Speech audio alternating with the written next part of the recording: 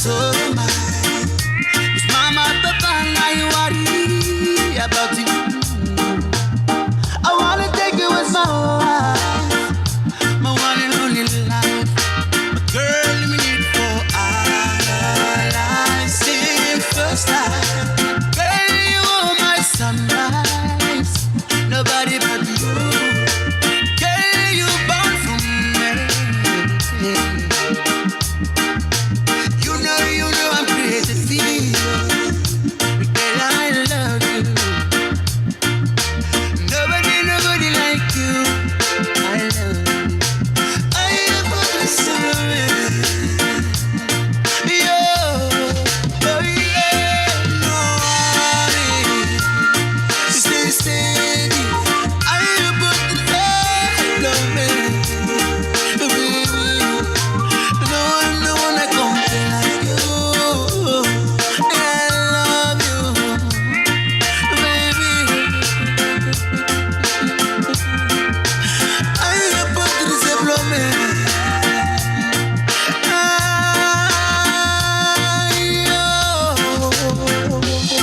Situation up and down, wife stay steady. I wanna take you to be my queen. Oh yeah, you know you get me too, and I got you too. Start with me.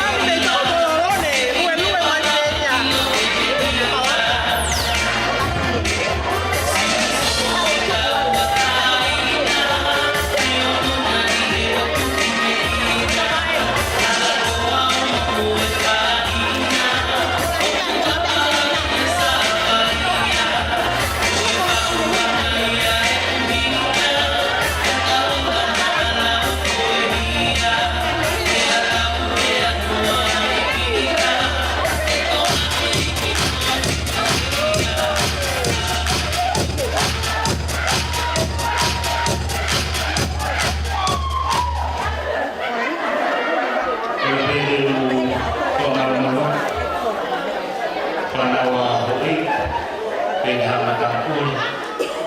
Kura pe whamuremore kainga pe te o whamuri. Whamuremore ki kuasi e ta korokalama e honi. Whamuremore e lea lau mai o whamiri. O mai pe mua kuki whainga maari. Whalamalama e korokalama. Ai mea te iai. Ia ta toko e ta korokalama. Kua kore whamuremore atu. Ke kau whaafe, ke hawhai whikau. Ke he ke kainga tonga ko tau pe mo lama mai. Ko he te pire whainga maari au pito. Tau tui pe vare pe, na whalamalama e korokalama si whae. Piri ko ia e tau koko te tau korokalama. Malo o pito.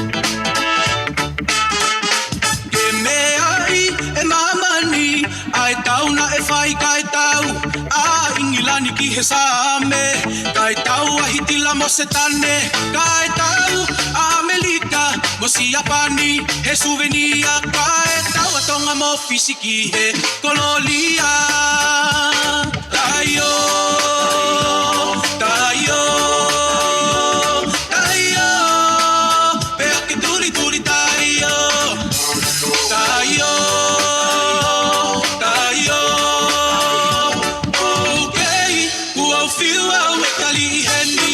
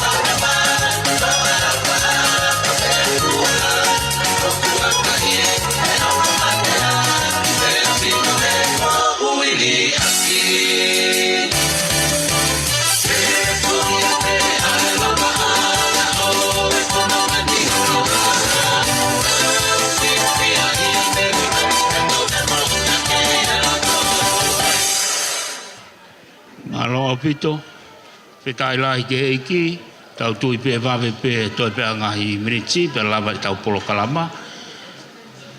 Kora pe koe u te pile, ke whainga maari a pita u sea, Kai onge mua whainga mare o matapā whetuku mai ai e tau ngahi mea ai ngahi whae. Koe o ko rea whamure more, pe he ke ongo whamiri whatoloua, mo tokoni mai, koe tau ngahi te pire, ngai se au whainga mare au pito. Ka pai osi e u te pire, he no fo'i, o gai pe u sea te mau whetuku mai, ke mo i ai. Koe o kore atu whamure more, kore pe ke ongo whae, kau mai ongo whamiri, kone mau pe whahoko mai, kai kamata e tau polo kalama. Koe ko o whalahai atu ke singai tamai, ngai whawhangai whae, te he mo lama mai ki hon, e tau kauwhatahi whiawhia e aho.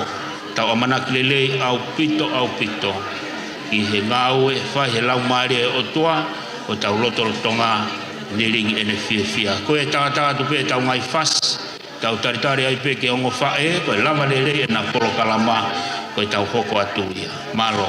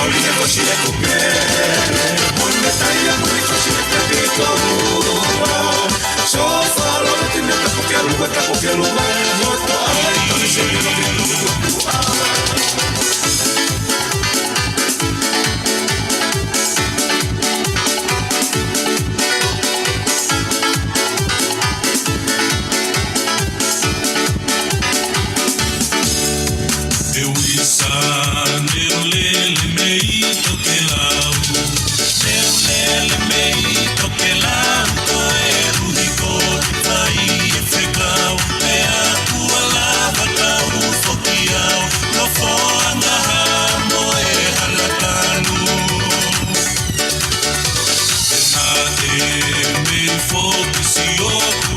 Nei foki si o kuloto kana te tu ka e fieto o e te whanongo ki e o ngongo a e konga ka o me ono aho whanga i kale si e nau mahi ki whanga manule o e Pacific o e Asia si peria hawhili na aka pasia si i motusi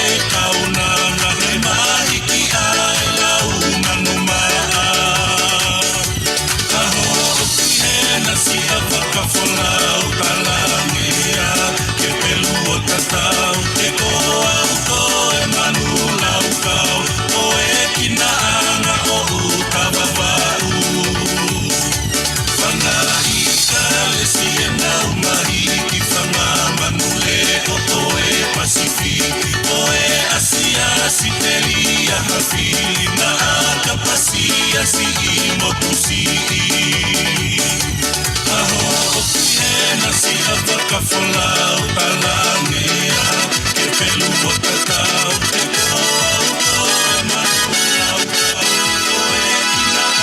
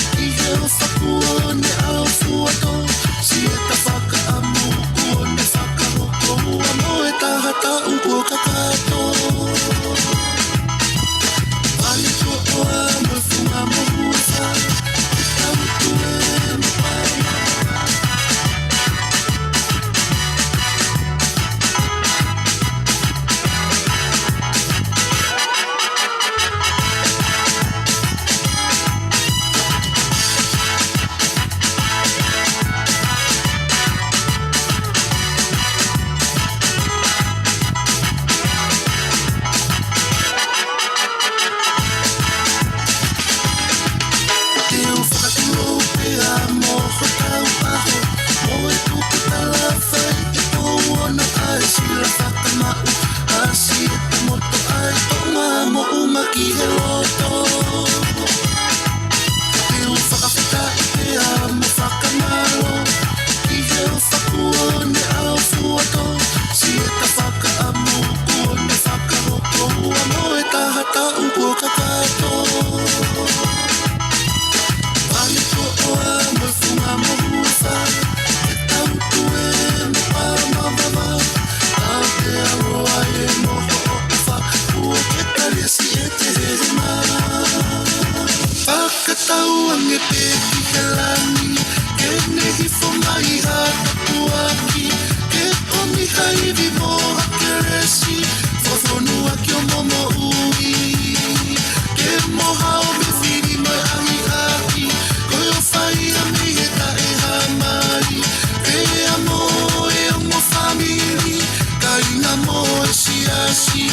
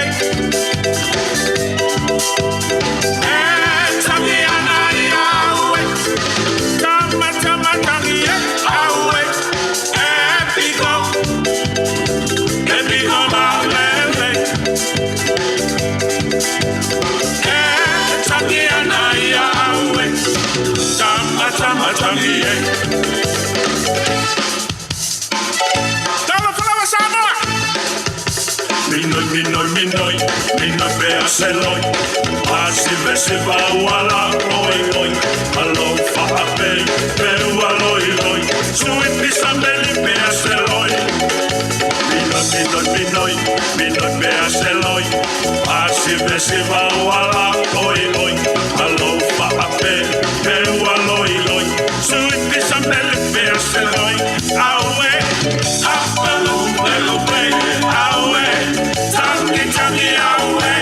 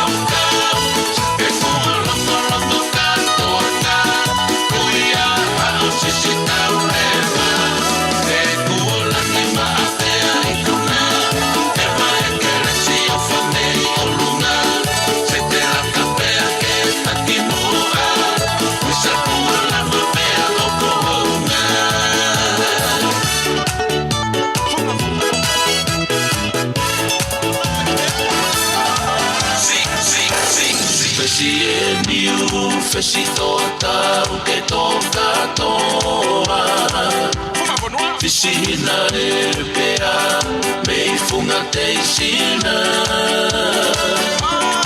One hota maki I loto a te aroa Papalamai ae Tonga kotoa Sia ho si usu ho manua si aola Ma'alalia kai funga whaunua Isahame ha'ahio pio wakasi puasi O'o aiko na ae tulu ke laini Tuloa tuloa Samoa moe kiui Se kotelani e pea mole panoni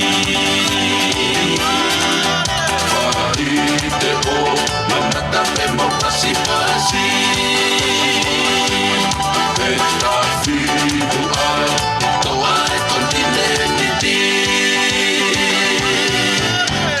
Folia kilangi taua e o tu motu lala O tu mala e ko e naho whala pao E whatu ia he tonga moa mo Ko homo he ngā I manu mata ono E fua I o ka wahe se mi whai nolo Toa ko ka wake whai ana koe koho aho E toa e niki moa wau Ngahi na apa I me mo I pio o ta whai mate ma A tonga kua piku Waki a he whiri a ke taria ma Enturu fita enturu fita enturu fita kota hati Whakatete I mauni si marati koe Helo helo ia hoe ta utai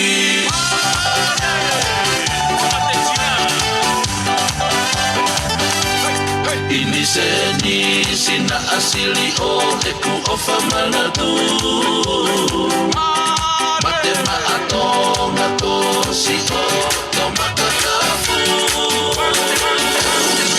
Ti matangi eneangi whakahake Kalana ki hewa I meri e oe o tupame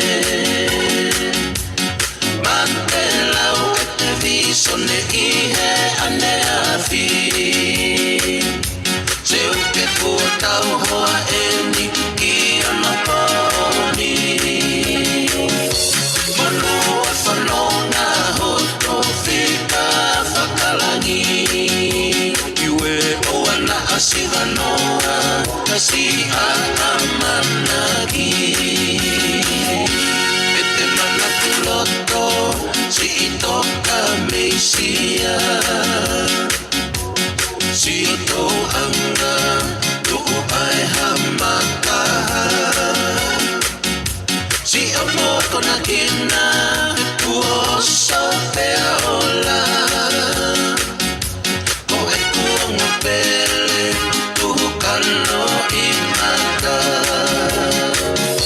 Kua ke upole taki E pea oe ofa Iwe e poki fo'o Kua te a usia Malo si Sai whatongia Malo si o sikira melenga Ei tai manalo E kumaladu Si amor Fua whaima Ei kapau te hola Ko ho'oloi mai kia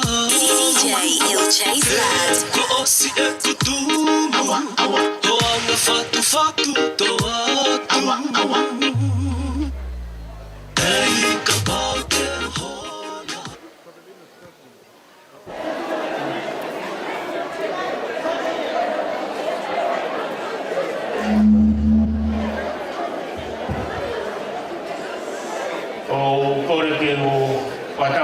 fio. Ai o tua mafi. O tua koe tamai, o tua koe alo, o tua koe lau mai maano. Koe tolu, kau nau tahape. O tua ena ne palane ahoni, pane finangalo le lei, ke whahoko e are ko ene o mo family, whafo mai tamai o eika o mai ne kaunanga.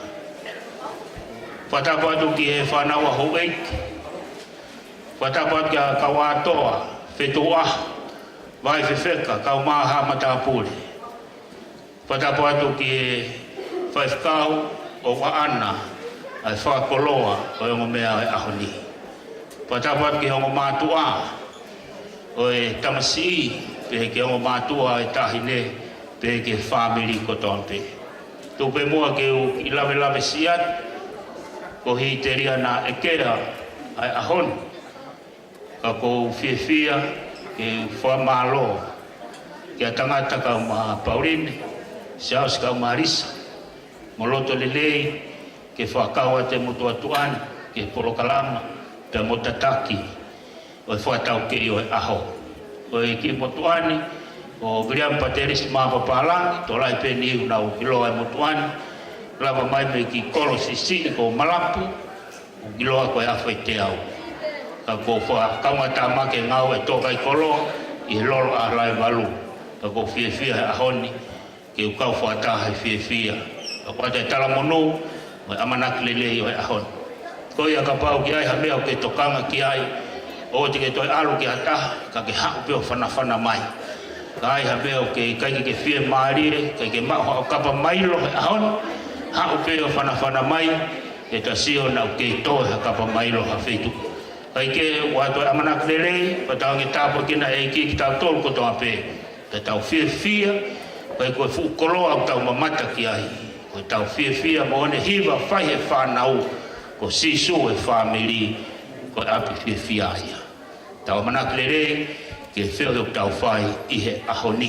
Ko ia ke tau kai te whaloloa, te tau hopa te tau polokalama, i he hoa koe ni, kore ki he family o e tamasi, kore le TJ, te teo mai a e pasi o hapai masani. Te teo mai te taki atu, lele ua pe mo loto kolo motua. Tau amana tere, tau te whihiri ko ia, te uwhawhe ia e tahine, o tau hau mo ia, ke tau whai a e whakaamu ke io mai i he ahoni. Ia ka pau he kai ke io he ahoni. Koe u whio whakamomoko la, te tau whai i he ahoni. Ai koe tala monu na mo whiwhia lahi mo amanaki lelei. Tiri pe koe na mea mai ko na mea ngā i lalo, ko le rewa ke whaikau ana ahoni, whaikau kioa, e lava mai o whakakato e tau whio hi, te he ki he lotu, whaikau moi whou, se ori ke tu, pe tau toki hoko hoko atu ai pe. TJ, tung mai a Fransia, hapai masani. Tangi mai tamake tau e rangi, tula fale o whakatau pasi. Oloe no fo ai kakaki, ki a pogo kuno no no pekai.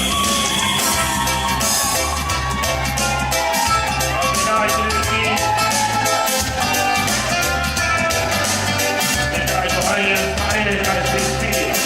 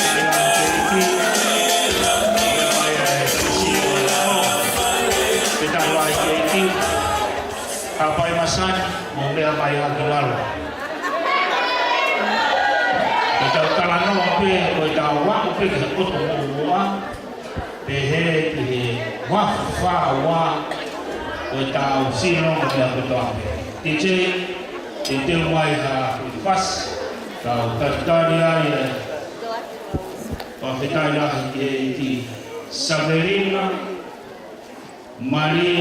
Melesete Mailangi. Kita lagi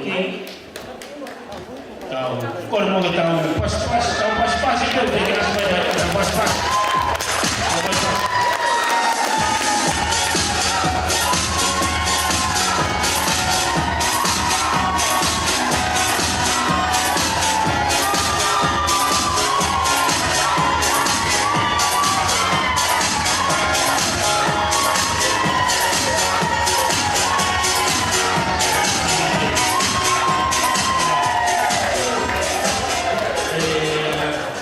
Foa, o te ki hapu mai tahini. Koe tau whei mai ni ke iyo mai. O ka matapeo mo whatupu i tā mo tō rio. O wai tā tōk tā mai whasi koe nā DJ. DJ tōk tā mai e haua mea mai tahini. Tō mā koe whasi tā. Hā koe whasi tā. O wha mai whoho whei ngai ke iyo mai a te tū aho.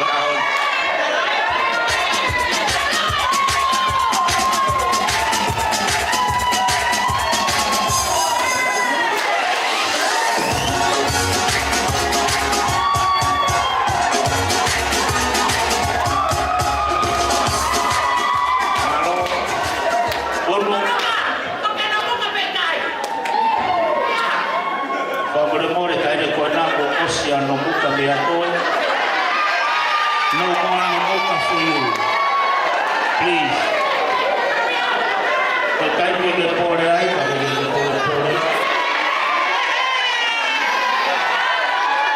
Kita tari tahini o aho. Wafikai ke ubi. Amanolo. Kuma fawa. DJ. Tunggu mai pasi.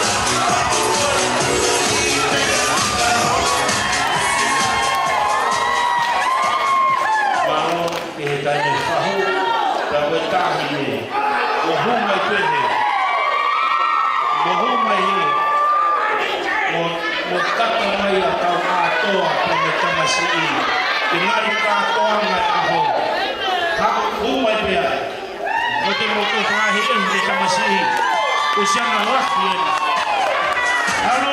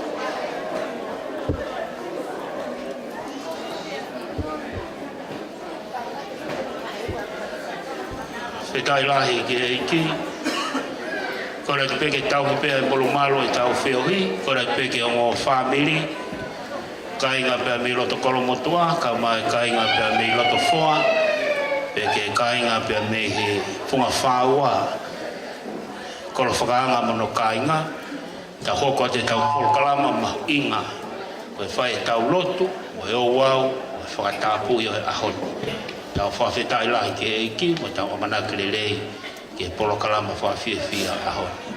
Ko le whapure more, ke whaifkau kioa, ke mea mai moa kamata, ai whiohi, e re koe apato kore ke whaifkau seori ke tū, ke ne tataki tau tō he lotu. Ko kore mo tau pasipasi mai ke whaifkau, kau kioa, tai lahi ke eiki.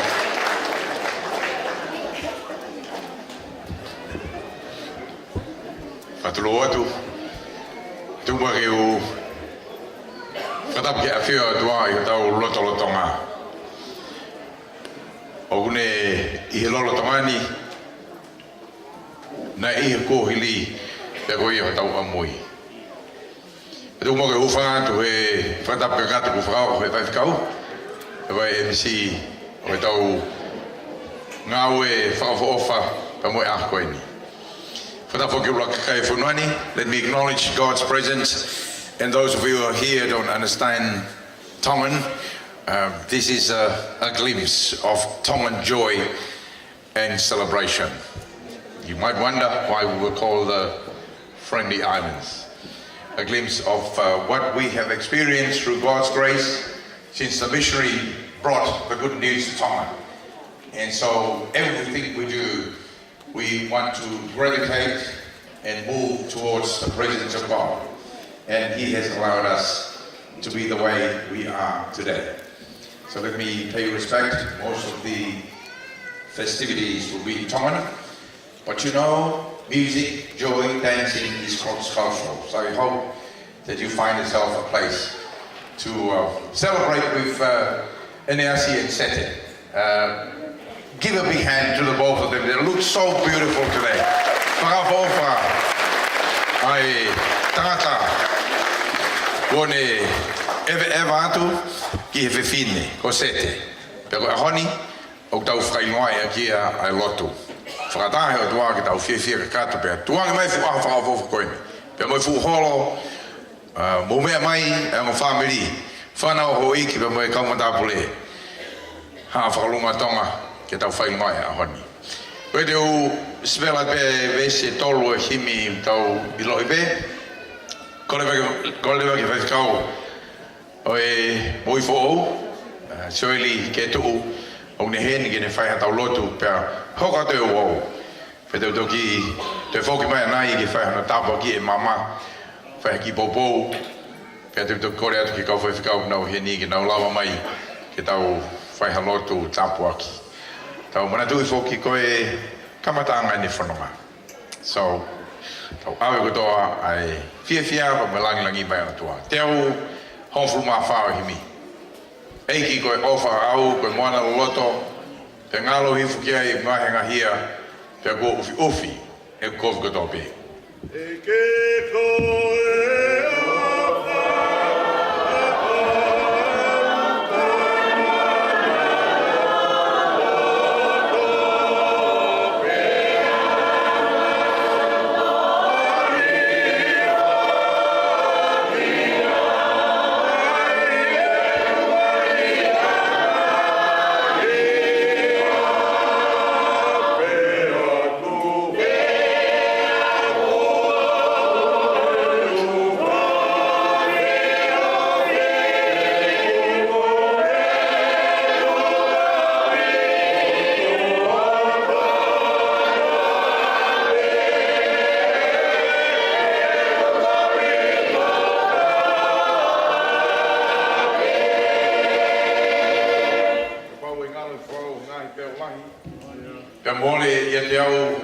Ni kai mau be tui e tamai ke te koe.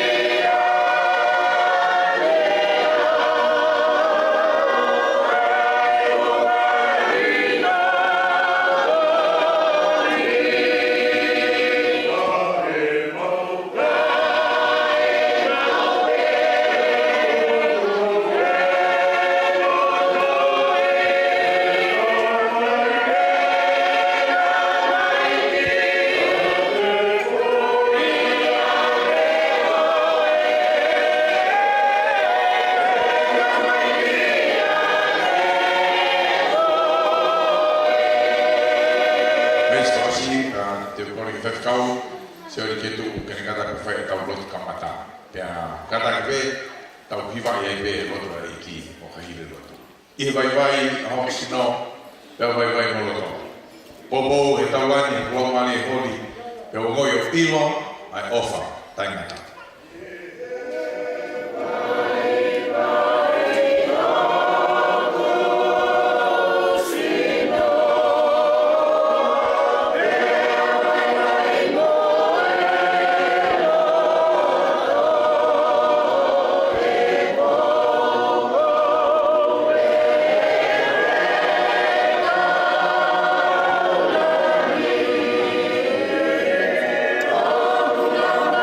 Bye.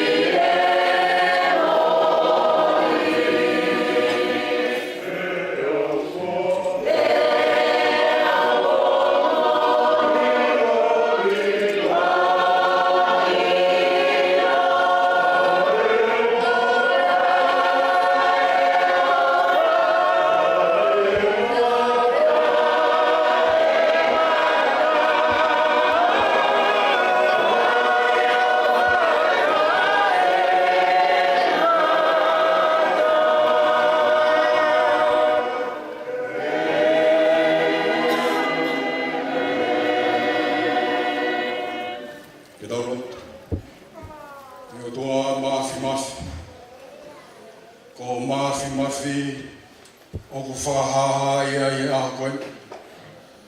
Ko mafi o ku tū tai. Pei gai hatangata tine to e liua e a whiona. Tala mai ko koe ia e tuhi o e ngahi tuhi. Pea ko koe a eiki o e ngahi eiki. Ao ni o ku whakatata mai e ka inga. Ai ka inga o wahai. Ai ka inga o whawhanua. Ai ka inga o e tama pirinisi tupoto. I he ahon. Koe uhi koe kamataanga o e whau whamiri. Ai o tamai ki koe ni ku mau iheni ai he ahon.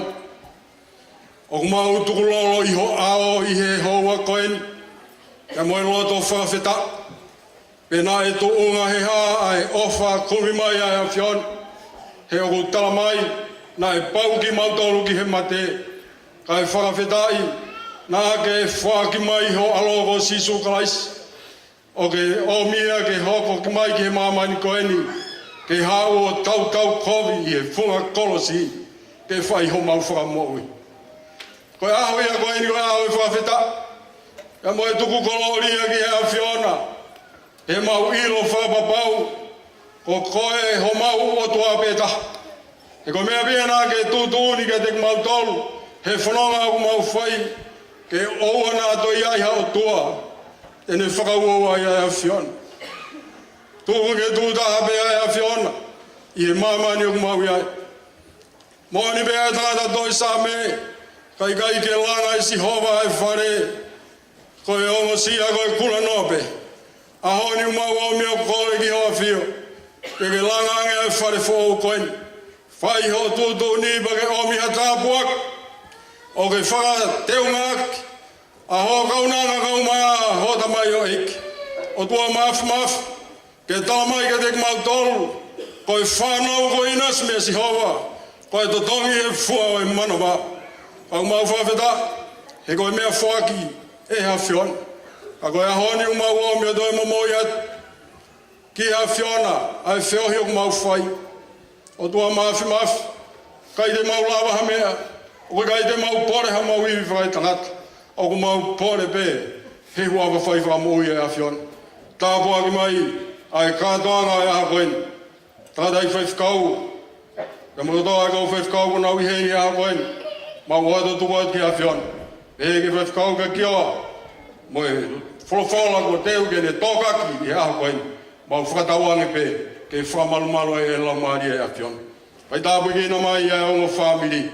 O na whakatataha mai he ahoni. Koe mau pou. Ki he whare ko teu hona langa. Ai mau whakaamu pe. Ke oa nā toi langa ha mātunga ke. Kai langa i he mātunga o koe si sukalaisi. Koe e mau motungu mau whawhetai. I o hua wha si sukalaisi o mau whamui. E mene.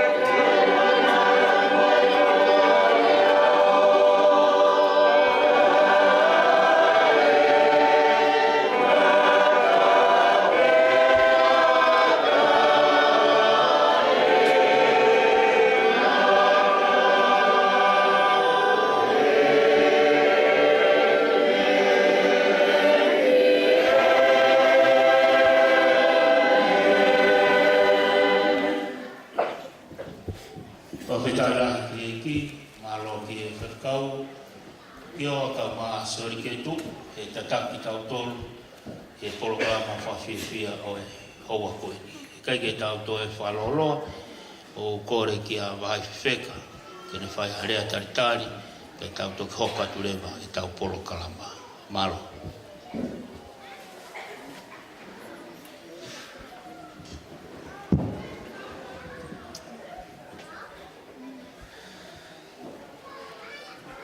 Tapu ki he awhia toa mafi o tau o Tonga. Tapu ki he kere koini, ko whakata ke whai ai i tau whewhua kawa aki he ao e o tua, e funga o e whiofa aki, a tawa ngou pia moe whine mui koini. Patapu atu ke whanau me mga puna hou eiki. Patapu atu ki a kau atoa. Patapu atu ki he whaiwhikau. Kau mā hawhai whikau. Whatabatu ki heo ngō whāmiri hono katoa.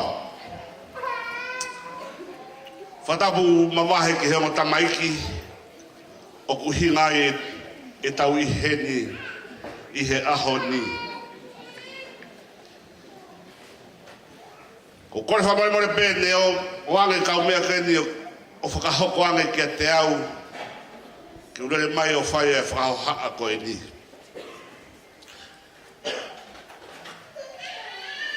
Pea u tawange ki kau mea koe na nanga whakahoko e mea ni. Nā tatoni e mautā ki a wahai ke mea mai o whai e rea koe ni. Ko wahai ai ulu motua i he wato whare o whamiri koe ni. Ko uhinga ia ko uha atu ai he ni ke whakakonga atu a wahai pa mo e whamirini. Pea ngā whaiwhai o tō warea ha whatongia. Pea ngā whewhe ha whakahoha te uwhai ka tuku pe mua ke u whakakato pea e whatongia ko e ni. Ko lagai pe e ofua kolo motua. Pea ko hai peha kolo motua heni i whareni. Tēnā uofo ko hau hinga o kou whoko utua ai i kātoanga o e ahoni. Koko tupu e kukui mei kolo motu. Pea kou mau api uta api kolo i kolo motu.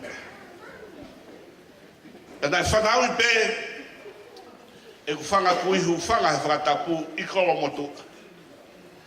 Nā nau toki whoki pē, e whanau koe he tānoa e mātua i he tāhiwa tolongo whungu tupu hono whakanofo e mau kui ki he ingoa no pere maha i. Ka kou kei tauhi pē, aho mau api tuku whakaholo i kolomotua i a te au. Ia whakamore ala e ku whakahoha atu, ki whafofonga i ai tuunga whare koe ni. Ne wale a mātua whakahokange kia te au, ki whai a rea koe ni pe au tawange. O ku mari ki whē, whai whakamatala, ki whae e, mo tamai, pe au tangu wheunga. Tau pahia tātolo he to kumi kolo motua, mo kumi tonga tapu. A koe ni tau lakau whetu peke matatahi ki no muka. Tau eke te ngo mātua pe tau mai ko palawafa haola. O tanga tane ne ke tawa hou beta hene hoko ke hene whae.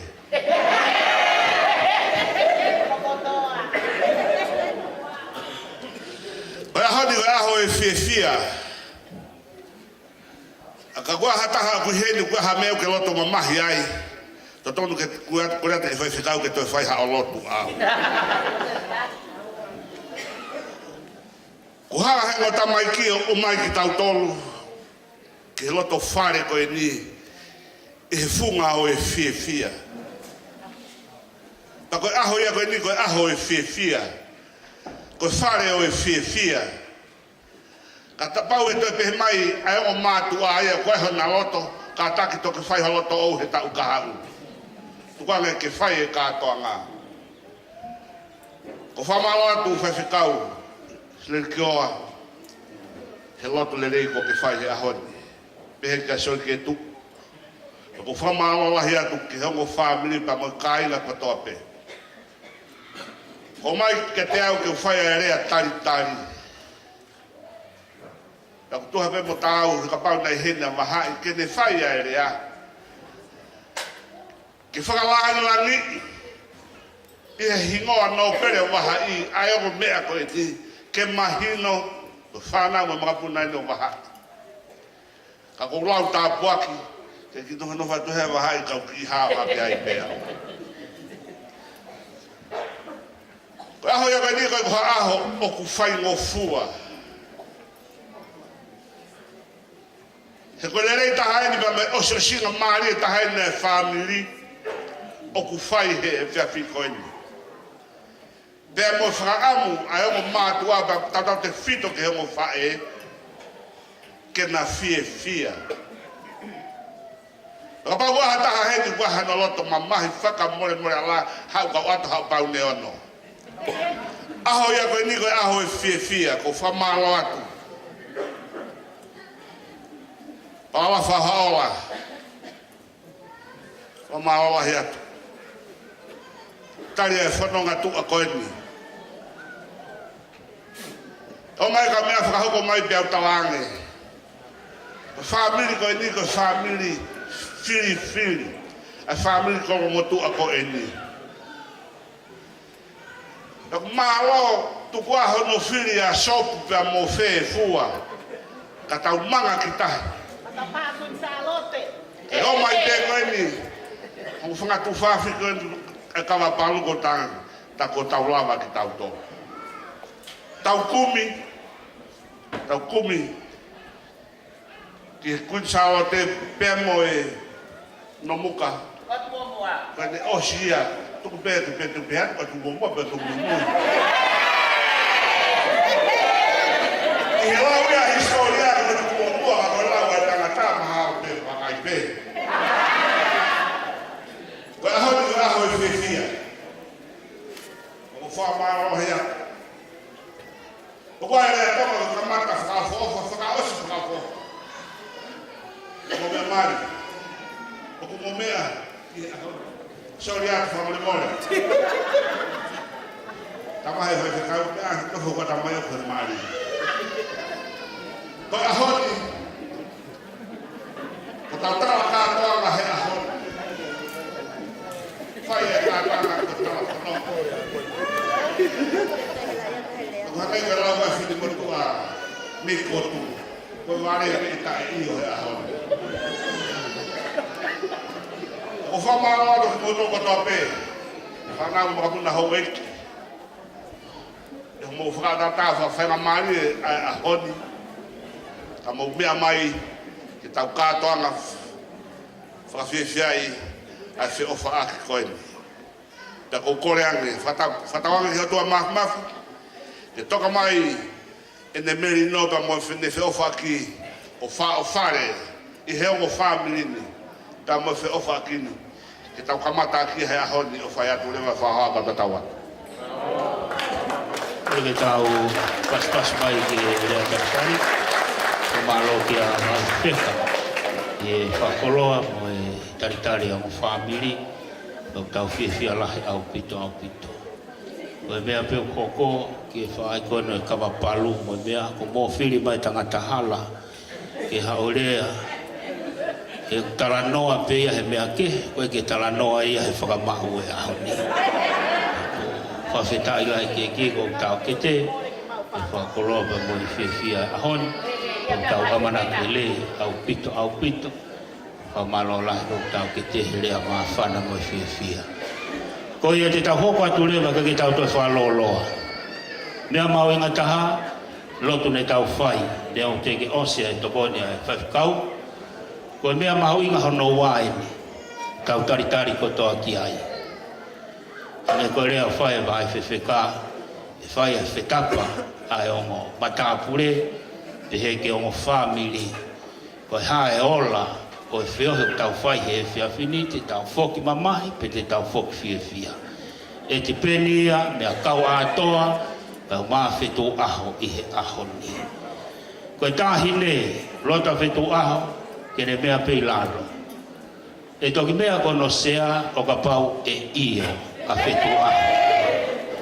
E kai ke mea e tāhine ki hono sea ka orewa ke iho a whetu aho i aho. Ko tarangi ka kawatoa, ka ikai o wana ke long. Lea, ka to ikai lea. Lea pepe tangi pe tō ki lalo. Koe aho ia e katoa. Kai ke, tau paspasi mai ki he o polokalama hoko. Tau whawhi ia kawatoa, whetu aho pata hoko ai. Malo.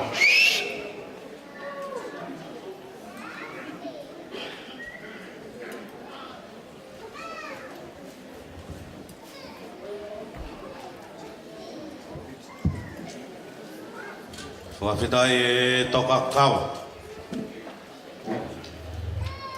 Whawhitai e whangapuaka. Whawhitai e whangapuru mokau. Whawhitai e uluwhanua hao. Whawhitai e tui. Whawhitai e tui o hingano. Whawhitai e tui o kakala kehe kehe.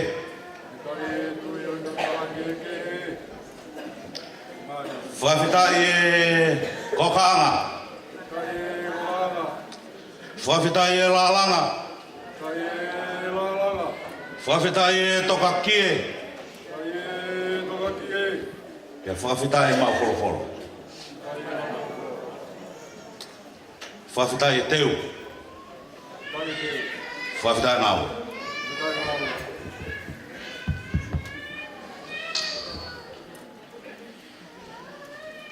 Kore ki u whakaturo watu. Taku bea moe uruhua o e toru ngā. Kore kalowhia ngā o e tau kakapā. Ia moe māroa o e kilua. Toa o e tamai alo bea moe lau maari e maarioni. Ai ku whakariro e lea whio i me tau ngahi roko. Katapu atu manafa. Koe pangai eiki o ku hao ai e lomu kuni. Koe kawa e kei whunga umu be. E koe talo te fua whakawakatapu o haa mohe o fo. Toko moa ke u whanawhano i rwai o planga o te furi. Kau hō whanga atu i he oko e whine vulangi. Katapu atu ki he pākakala tā mua o eongo loto whare. He koe nawei uluaki, mo nawei whakasisi o e anga no fō. Katapu atu ki he ulumotu. Hongo mātua tauhi e tamai mo e whae. He koe poutoa ia mo e pouama o e tūnga whare. Katoa puatu whetu aho. Wahai whewheka.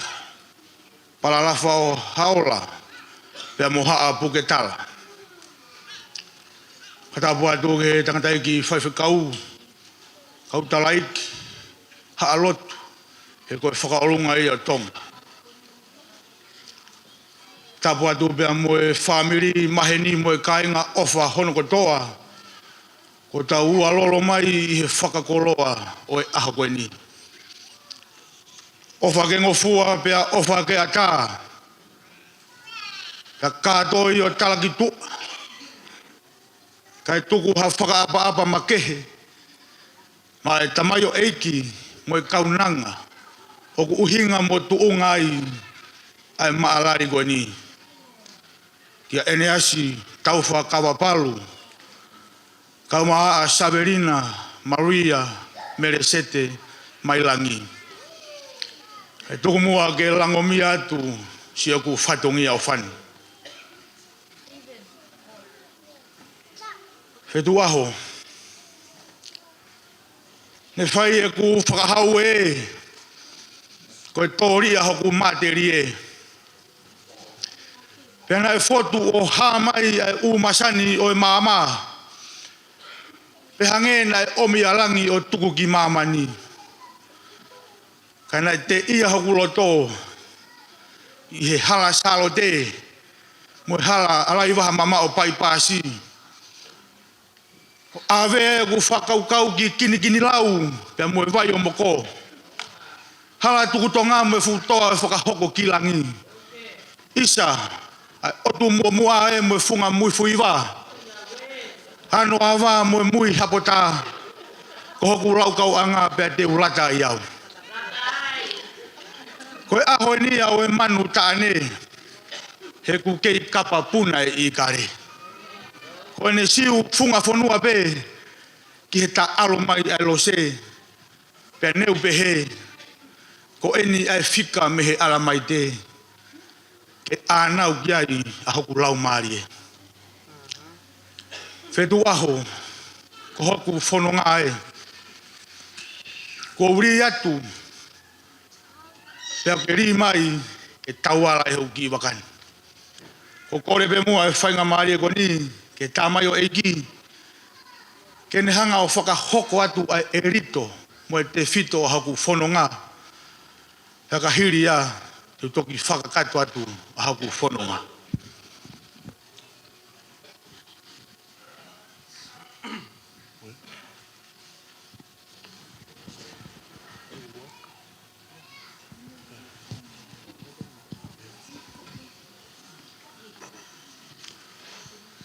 First of all, just want to give thanks, praise to the Heavenly Father for His endless love and for bringing us here today.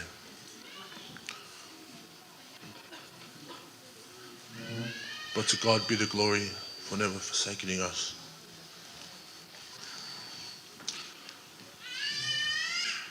This journey we've been on has been a crazy one.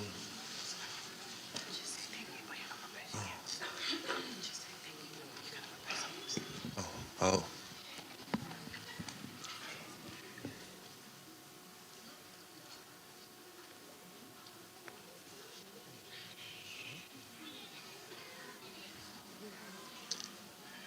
Kore whakamore atu, whetu aho. Ko ea ngai a hoko o pau ke ha mumu hoku loto. Ko hui koe whotu mai ai tahine, kai ke kei tonu e ku whakakaukau.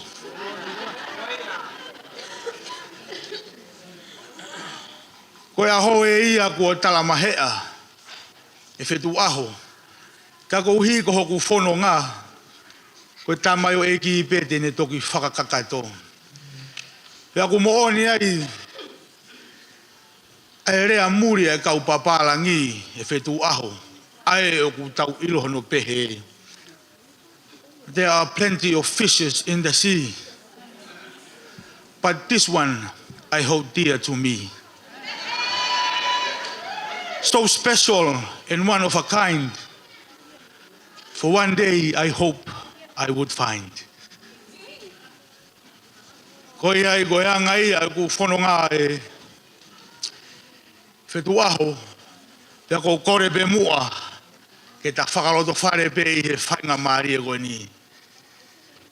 Eneasi, kua pau ke whakahoko holoto ki he tahine.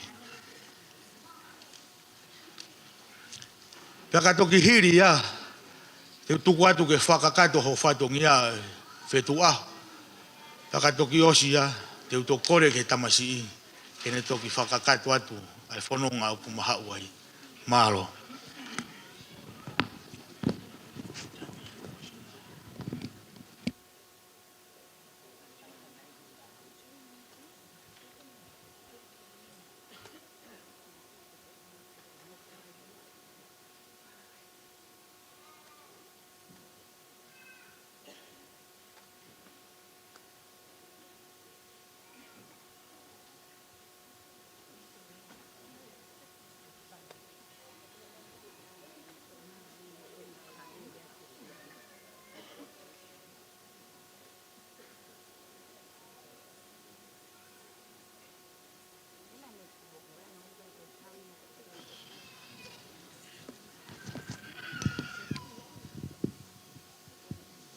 Kore ke uhu whangatu.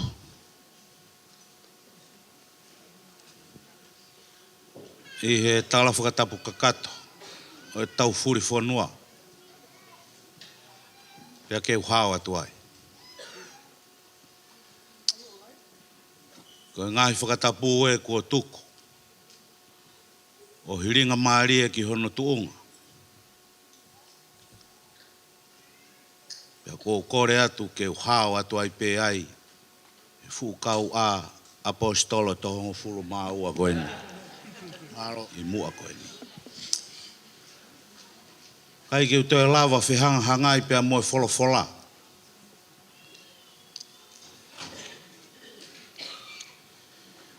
He kua ke matapoto kau atoa. Ho hanga pelu hifo hoku Loto Mailangi.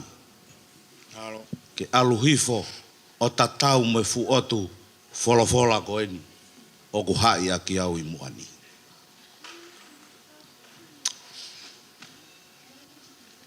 Fia tai hano tatau. Ai mo tua koeni. Ngalo ia ia wahai whewheka. Whakautua whetu aho hedi. Pea tala noa i hono waha I mo hono wahai whewheka. Ka koe taimi o ku kātoanga hamore more ai a siuma fua uta. O ku mea wahai he we ngoto umu. Pea kasi isi ai mea he ngoto umu ko ne toi mea atu ai peki loto ki he ngoto umu. Kau foki mai kau ato. Ko ke hanga whakahehe mai au. Ko ke hanga whakatete ki au he aho koeni. Pea koe whakaamu ko e ku fotu hoi fu atu he aho ni ko e uhi ngai aho hamumu.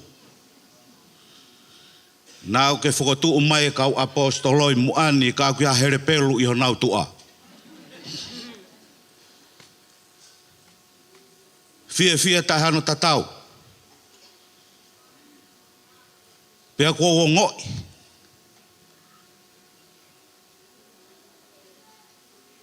Ai whakalangi kua ke whakahoko. Moe teu kua ke whakahoko. Whakamalo lahi atu. Mala e ulu.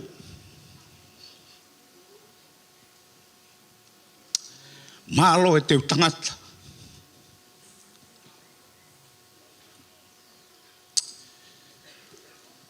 Whilau hei kai ngalo.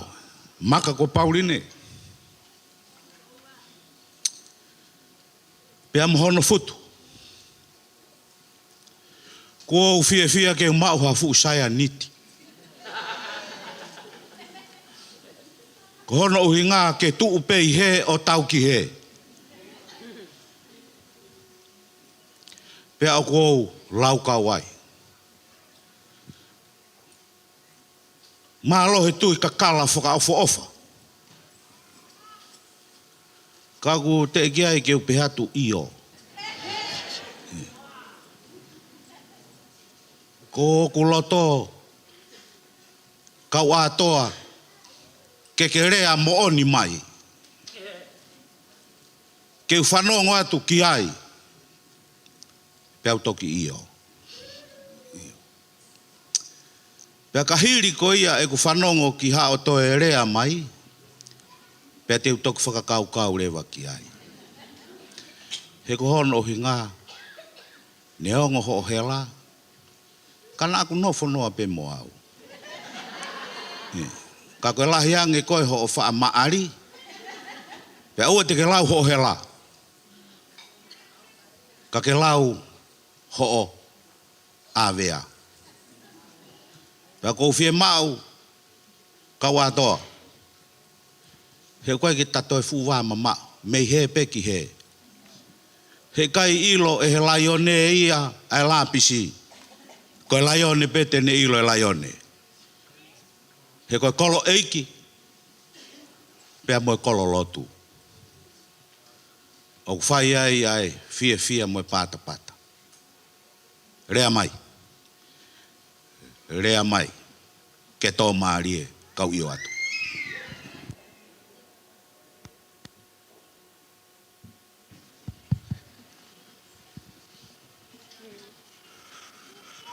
Whakamaro atu, whetu aho. Tangane pe amokoe. Pe aku whono ngei hoku ai anga mea. Ko eni hoku oa. Ko eni hoku kotoa. Ko eni hoku ri oa. Luwa hoku kotoa. Whetu aho. Hei kai te utoe fufu ha mea he rilo. Tuku ke fotu pe tuku ke ea. Ko e nia ai takere a hoku loto. Whakamore na ku sii e ku whanonga. Ka kou amanaki ko lau maria o tuaku ne kātoi e tahua. Ka pau ku sii, lau kai whiunga moho mea. Tuku ke ufoki. Whakakakato, whaihano whakalahi. Kene whiau aho whia mau. Ka oku mooni pe whetu aho a hono lau e whatu sā me. Koe eiki nā ne whau e ahoni ke tau hākailangi tau mo whia ai. Pea koe matai koloa pe ia o kou tō mai. Tuku mua ke ta whia, tuku mua ke ta pata i he aho na e teu he e tamai o tua ma ki taua. Rewa whakahoa atua whatu. Malo apito. Kau atoa. Kako hau ke kei tangutu fuolo ai lalo. Koe ni kua whakahoko atu. Kua hai ai kita he wholofola koe ni. Pea kua ke poto. Ku huluange fu otu wholofola koe ni. Iha toi whahinga mea i he universi. Pe kai lava ke utoi whakakakata. Pe toi whai haku loto. He kuo a fio a Sihova. Mone kau apostolo e tohon fulu maua. O te ia kita. Kako hau ke kei tari ai. Peu ke kei i lalo ai hena.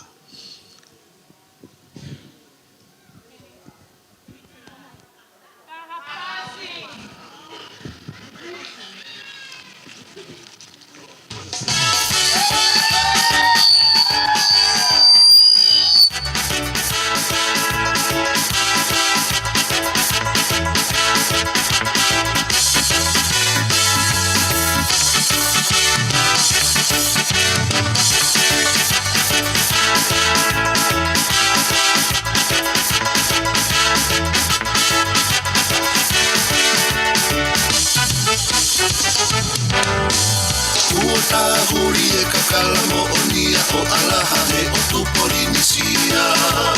Isa e te lolo kakala te au tori i he tonga mo e toke lau. Ise na e whai funga mai lahi na e tori i he piu o tawhari. Na e tori moto i he whanga i ni fuka ai kona i he wha o ne rua. Te pua kaloni o e makahoko walusi na moni o loto ne iafu. Na e kofu loto ai mo e hea ai moe langa kari a rewa. Lufi mai ki hou ma utulau pea lote he langitu o te au. Malo o pito, kora peke Moimoi kilalo, kora peke tamasi, kauwhewhine, ai ke tangotu i lalo. Eneasi, ore maha ore a Eneasi. Just wait and listen. Kora peke Moimoi kilalo, te tauhoko atu ki he whaifkau, ko whaafea e tantai ki whaifkau, kene mea mai, o whahoko e whatongia mahu inga, ko e silahia ka e mama, pehe ke wholofola, pehe whoki ke ono whakatapui o yongo mihi.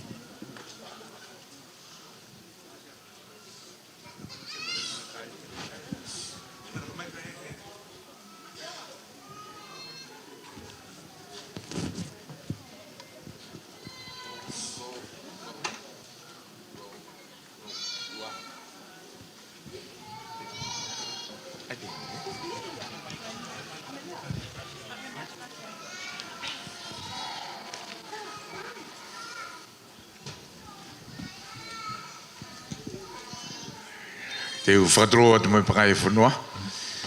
Au mai pangai lotu.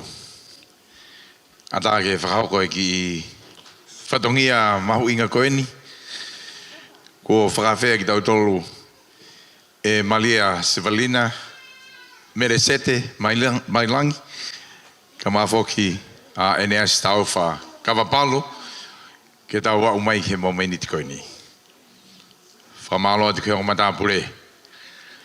Umo malangai, o tau aho, o tau ausia. Latu e pia mama. Okay. O se pita koni. Vea koe atunga fuke tau whiwhia, o koe aho lahi e ni. Koe aho e ni o tau mono atu pe mo tau pou. Koe pe ngai mea tau whi mai ke whalahi mai mo whakadondon. Koe aho ia o pehe. Koe te ufanga atu he molmalo e katoangani. Pea mo e whiwhia ko haka he langu o tau. Ono whakatoka, ono matapure ki tau tolu. Ki tau au sia ai mo meniti koe ni. Ko ki pou no au putupe te ufai ki a Eneasi Mosete. Ki a Eneasi pa Mosete. Ko via tobe ha ki vespe tolu pe me lesoni ik mo tolu mo ngawe ake lesoni tutuni ka bongbongi. Ko lesoni ipseli eni ki a bongbongi. Ai ko tohi a Paula ki Filipai vahe tolu. Pe te ulawa te vesi tahawa taha tolu pe moe taha. God has given us this moment, and the reading that I'll read for you in Tongan is Philippians chapter 3 and verses 12 to 14. If you care to follow that in your own gadget, I know you can read that in your mobile, but I'll do the reading in Tongan. The Apostle Paul talks about the moment, like the now, and then he describes the past and then reaching out to the future. What a relevant piece of scripture that God has provided for us today. Ko ia Eneasi mo Melesete, ko vesi e tolu me wholofola, ko wholofola ko mai o tua ki tau whanongo kehe ahoni. Kono whale aeni. Tala hei ko pehe ko mauni. Te ko osi ahau ko whakahauhawa. Ka ko tari atu pe he ilo te uwala ki he mea koia na e alai a kalaisi ki a te au. E kainga, o i kai te ulau ko mau. Ka koe mea pe taha o ko whai, o ko whakangalonga loi a ngahi mea ko tuku ki moi, kau kakapa atu. Ki he ngahi mea mei moa. O turi atu pe, ki he ngata anga, ke maua e pale o hoto ui mei olunga, na e whai e o tua i a kalai sisu. Eneasi and Sete, this is the moment. You have brought your love, your joy, your hopes, your aspiration. You have convinced both your families and all the loved ones who are here and also beyond who are joining us through the live stream. This is the moment. But the Apostle Paul is saying it is the moment of reaching out. This is not it. Ko e whamatala apostolo, neongo kumo o mai ki mautolu ke tawa usia mo meniti koe ni. Ko mo meniti whakoloa. Ka upopou he apostolo, mo whainga ke mo whakangalongalo i atu ai kuohili. Mo lau ai kuohili, pēna mo e ahoni. Mo lau ia koe kino haa.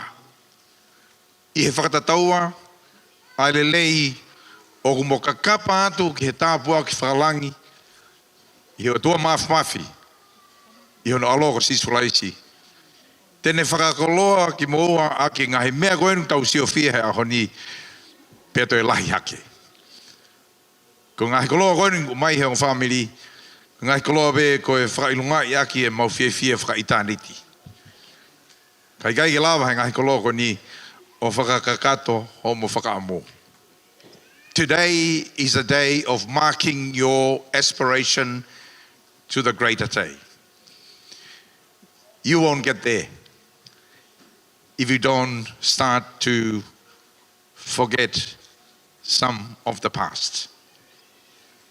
Even today, the best is yet to come. Ka bau te monofo ma'u i he eiko sisu kalaisi. Ko kongi mua vahe koe ni Filipai, o tai he apostolo e whaunga sisu. Ko i kai kene lau ai tuunga o tua ko ha mea ki haki piki ki ai, pe tene puke ma'u ke langi i ai. Kana ni hanga o whamasi visivai, ia o ne ai tuunga o tamai o eiki. Eneasi and Sete. Living in love is a journey of servant. Serving each other, just as Christ has served us.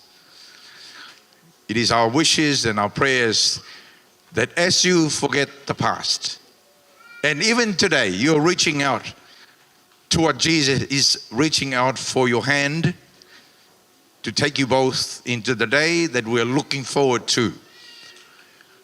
That you bind, tie the knot, and then continue a journey in eternal life.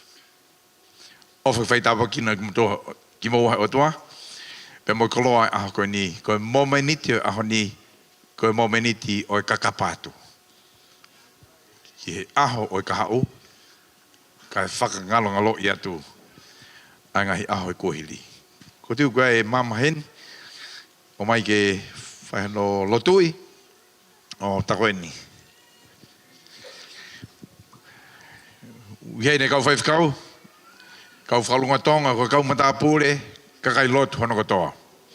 I'm just going to bless the ring and then I'll ask, kau whaifkau hena, mo whie lava mai, kole be ke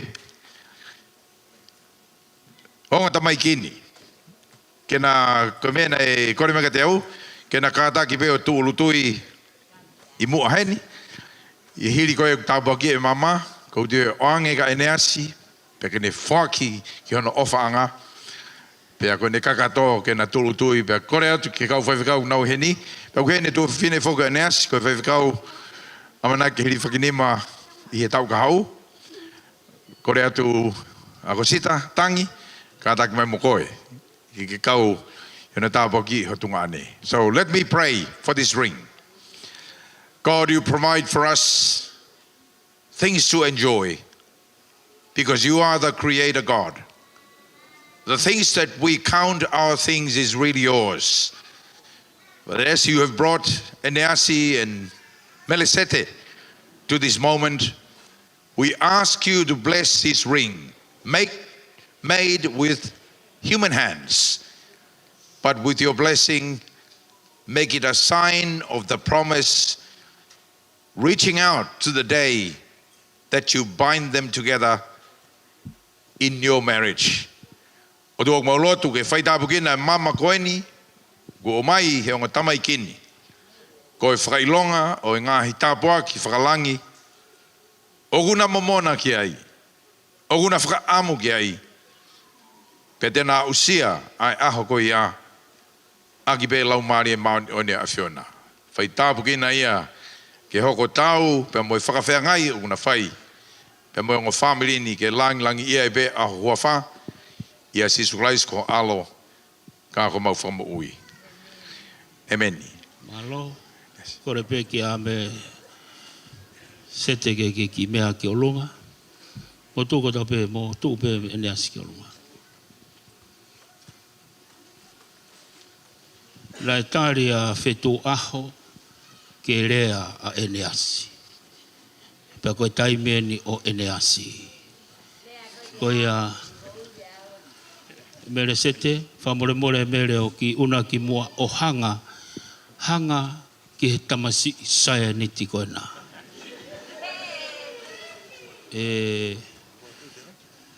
Eneasi,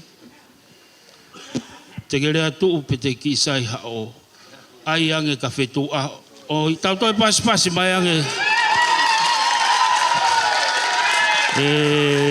whetu aho, me hake whetu aho ke tamasi ko tulu tui toi peke tokoto ki lalo.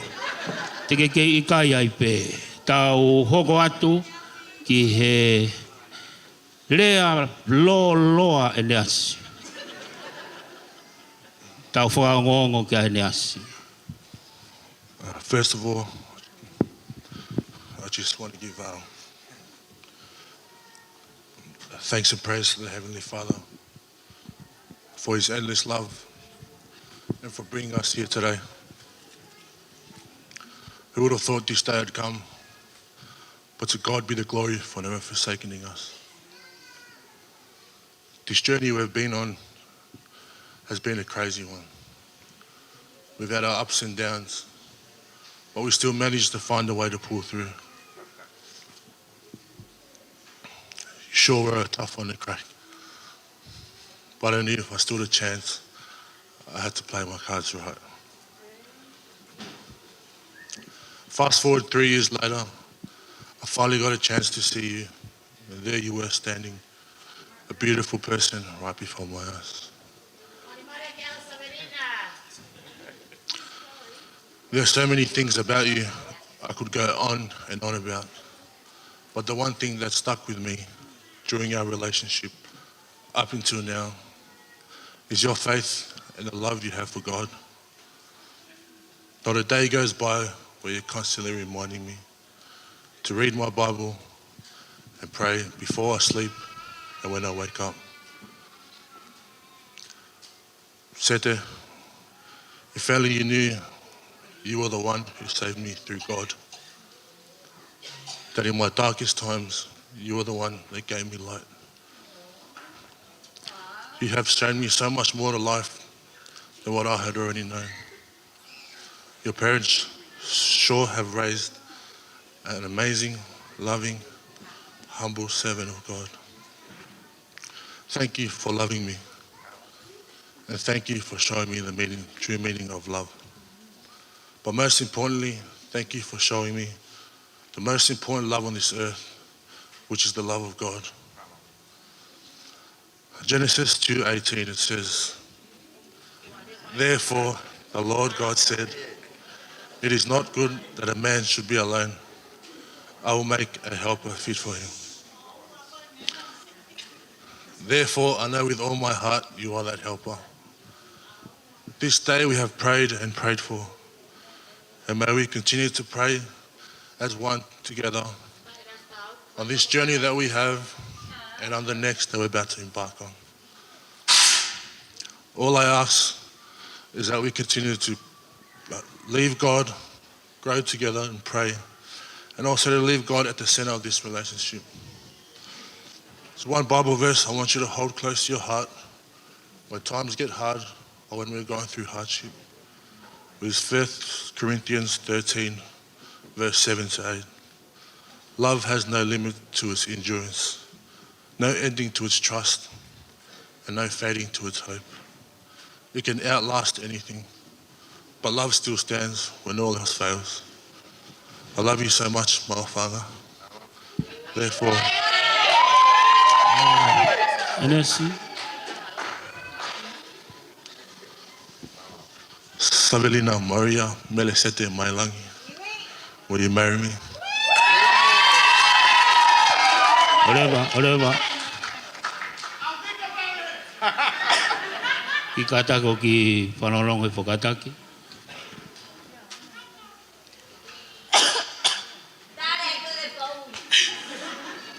Ki mua tali atu ka koe e ni, ko whia whamalo atu ki he otua. He na ofa mo i tahu ki ne whai, matawa, ko tau ausi ai, ki a aho whakakolo koe ni.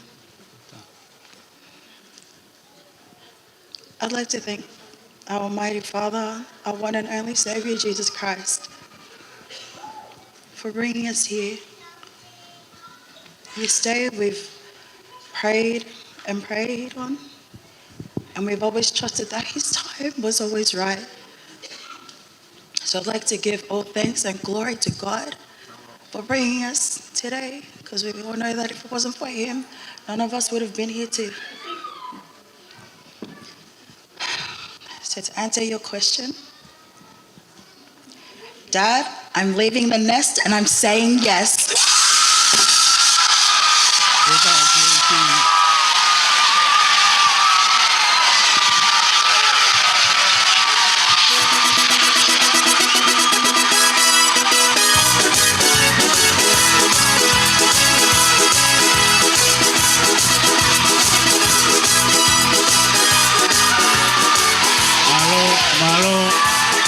Oleva, sai, teke osi e tau polo kalama mahu inga.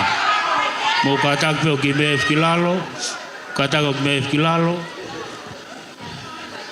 Eneasi, me teke talat ke fe iloaki. You have to wait.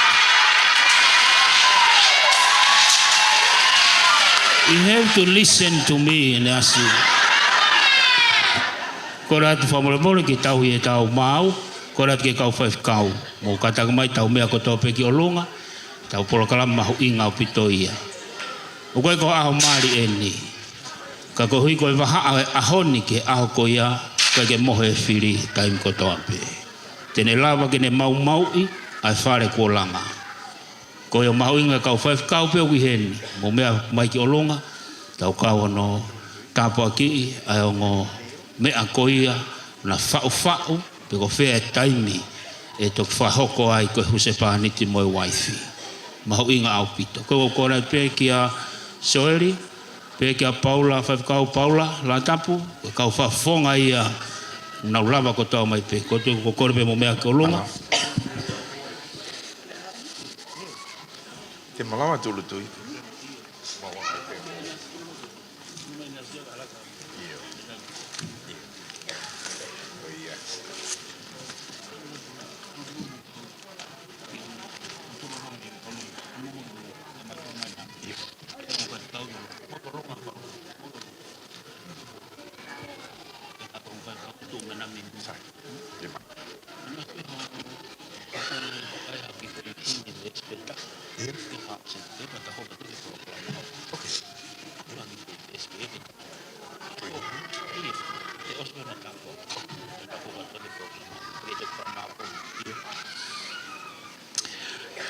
Kita Latu, let us pray.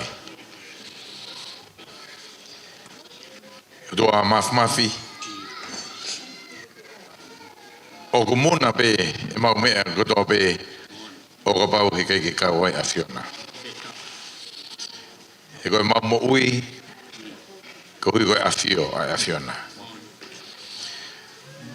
God, we thank you that you have provided meaning to our lives, because you have given your Son, Jesus Christ, to come and demonstrate for us what love is. You have invited Eneasi, Melesete, to fall in love with each other. Amen. And to begin this journey that we mark this day by families, and the ring has been blessed. But they are on a journey. And the journey, they will get to the destination and beyond only because of your presence. We thank you that you are God of faithful, your faithfulness and your steadfast love.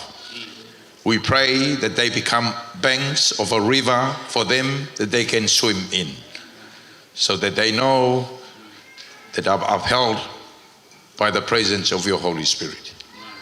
O tua mau whawhetahe, kau whawhekau, kau whakalunga Tonga, o mau tū whakataha ke whakawhawhongai ai a Fiona, ai kau talawhekau, ai ngō whamiri, o mau tū whakaholo mai e mau mo ui, pe hake lotu ho mau ki whanua i Tonga, pe tuku a mau whanua pe mo kakai ki langi.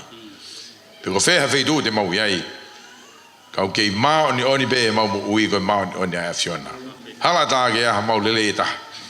Ka koe fungani mau ausia aha koe ni. Tōku hatapua ki o tamayo eiki pa mai kaunanga. He rona usia ai aho kuna whakaamua ke na nofo maari ai pia mo hoko atu koe a Fiona te ke langi ia ai. Kai te ke tukuang ki mautolo ke mautono no he ku maulotu he o tua mo ui koe kakato mo mea hono kotoa pe a Fiona. Ka pau he ke langa e whare i a Fiona koe koto kula noa mau mea kotoa pe whai. Tare ai maulotuni pe whakakato he a Fiona. Hai ke mautolo ke mau whakamatala mea ki ho a Fio o toka i maananga pe kakato mo maani o ne a Fiona. Whai dapu kena asi Eneasi Melesete e ongo family mau fefia ko whakaage mau lea pe mo ngahi fasi mo tau lunga pe mo ngahi koloa ko whailonga ia e mau whanonga i he wā i hala o e tupulaki e mau pou ki hongo me ani o papita iso ki naua ki ho siasi pe ku whakatupulaki naua e he lau mario e a Fiona whakakato e mau takakato tuange ahoni ki mau fefia ke lava kato o e aho ku whakakoloa e hongo family hua whapeo alo ko sisu klaisi ka ko mau fomo ui amen au hiva be ki voi himi ko ni sisu ko ha mai ko umasani be a ko loto ko to io fa po fa sisu ko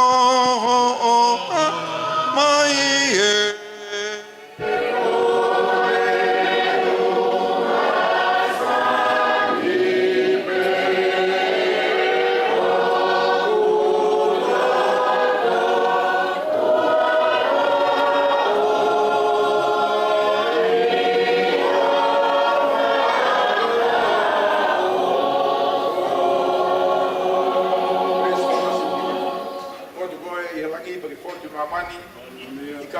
sio ke he kau hanga kia koe pe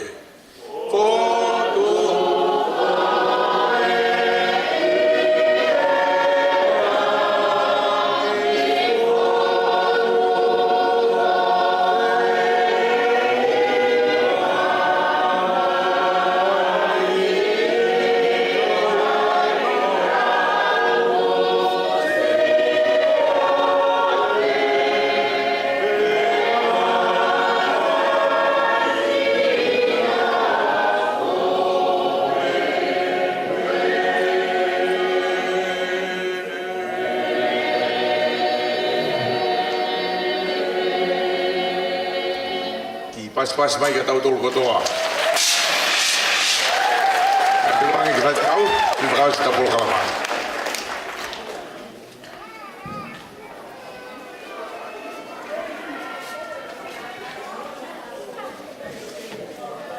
Iyo kore peke TJ tuk maha pas ko se whakalau maari ko taho tini ke tau uruma.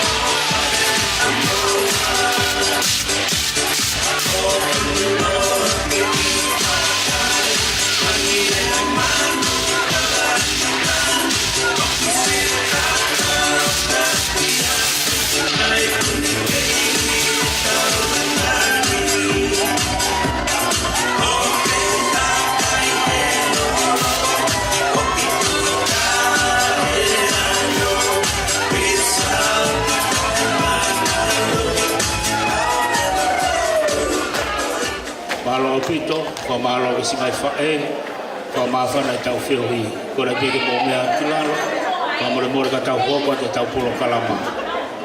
Ko O malola ke whakau, le kioa, i whakoloa, me tuku tāpua ki tau mamata ki ai. Ko hai e tai whiawhia. Kataki, ko hai e tai whiawhia e whakoloa o tau whanau ki ai mo tau mata tono i e whiawhini. Ko hai a whae e tai whiawhia, e ao hono ofe whine mo ata mai ki a tūma te reo. Tau whiawhia mo whawhetai laha. Au pito, tau mamata ki a Eneasi te ke hoko e ko hause pāniti e kaha u. Kau ne hoko ko toko taha, ne malanga e wholofola ke toko taha. Ko mea mahu inga taha pe. E whiawhia e tikoni, siaosi ne mahu a tangata, ulahianga ne vesi laulotoia i ai. He tu he taimini ku lakanga Eneasi a siaosi he taimini. Kai ke tau whawhitai, tau whiawhia. Koe a whae tai whiawhia, puku nenga pore ia ke kau whine mui. O e kai ngā tonga ko toa pē ki loto senenga. Ke tāsi pinga, whae Savelina, Maria Melesete, i he ahoni, kau tau whiawhia. Kai kehe, ka ke tau te whaloroa, ke tau anke a kawatoa, ka kawatoa ke ne toki, te toki whaosi e whitua. E ke hoko tu e na tālanga, kau tau mamana ki pe e wāga. Kai mino kawatoa. Kore whamore pe kai whakakato hoku whatongia, whakoloa e aho ni. Whetu aho. Ko hoko moni ho kawa koe ku kawa. Ke ufu pea omi mo oku. Ke whakamahino ko erito ake o wha. Asi e ta whiohi. Tatau moe ha hikira. Si e te whiawhia. He ko ke hoko leu mawhana. Whamaro atu whetua. Uhi koe whainga maari e ko ke omi mo oku. Ke ulere mai ai mo upiki koemi. Ki whatongia ne to osi kono whia. Whamaro atu kono tari le rei kita. Poko te ongo ia e behange nā tā koto i he kete taha. Ko hi he kua tā wākaua i he whatongia koni. Whamaro atu whetua. Whakamari e ka mua tari le rei. Kau maa a ongo whakawhiawhia koeni o tau kau maa whakamoni i he whiawhi koni. Ko iyo. Ko tari pe ia ne uhanga o meditasio. Pe ne uhanga o novena. Pe ne whai hono lotua mo hufia. Ke kaua o tua i he aho koni. La ko ia pia ko tau mata tau wheiwa. Hoi fualangi. Whakoloa e aho koni. O whaatu whetua. Au mai whainga maari e ke omi mo au. Paula. Tu be moa ke ure pātu me he siumaru e ngā ue. Ta māwai kawa, tuki pe ka ta momoto. Si pe ka koe la tea he koe kawa me kolo tau tea.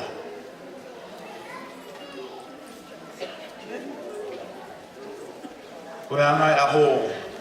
Whetua, he kai te ulapua whakasi e mawhana pe te Taufa. Uke ai pe ka moe whatongia. Me whakawhae, tupe mua ke tok whakakatoia o ka hiri e ni. Ka hoka tu mua e ta polokarama. E rewa whaha tua whatu.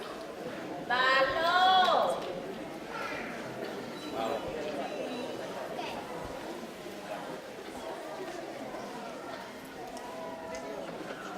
O atoa. Ka whai aki pe wholofola. Malo ko Natalia Sihova. Pea koe mea ia maalunga taha ka o sia maamani ha ku whakamatawa. Pai te ano mahuinga. Koe mea mahuinga taha koe Natalia Sihova e ako. Pea ku whai ai whiawhia. Malo he mea kotoa.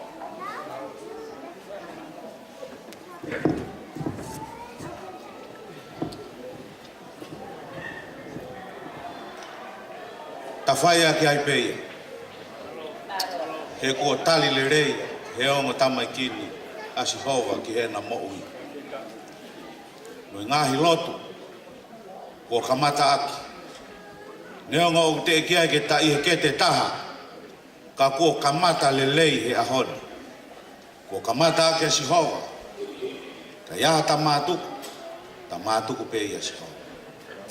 Pe hoko atu ho tau hi, Pea hoko atu pea mo ku tauhi osi kia verenga. Ki haaho o tatu whakataha ai. O rea whakataha ai tū. Pea koe lava ia ai mea katoa pea. Le vrewa i malanga o te tau.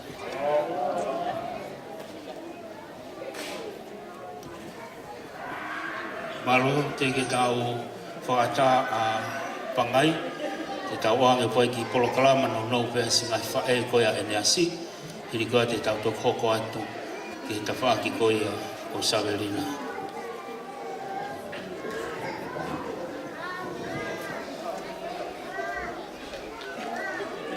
Te whakatulau moha mau. Moha punake he whai walau. Petala ki tua a whai atu. Ko e ku whatuni ke whai e whika. Tulau. Ka tupe moa ke u hapota he lango kuota. Ka ke u pangi tupe he tupe kuope. Isa, na taku ko te ngutu tamulea. Ka hei kai tupu hoku mala e ke kai na ke hea. Tapu ke mataere o kiru ke lua. Koe papa anga o tolu tahai o tua. Koe tapat ke whanau a ho eiki. Ketu aho, mo whare matapure. O tēnei whakatapu, ke tangata eiki, whai whekau moa alotu. Ketu aho, whakamore i ange mua au. Ka tupema ke ta kawhata, pia ta hamata. E tala ka kato e whanua pia mo e lotu. Kua whai e tangata eiki whai whekau, e kamata anga, e whatongia e whiawhini.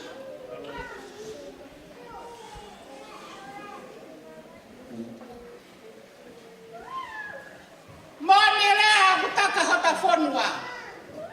Ko longo o tua e takatoanga.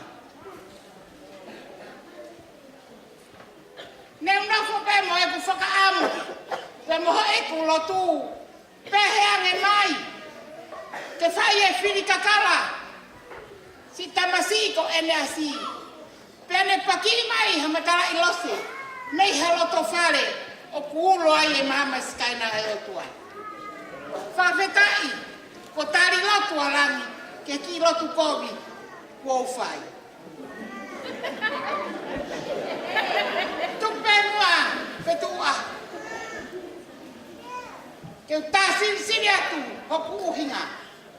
Te ria na e kea kita, e mala engi. Ko hoku hingoa, ko meletea ta ufo au mamao.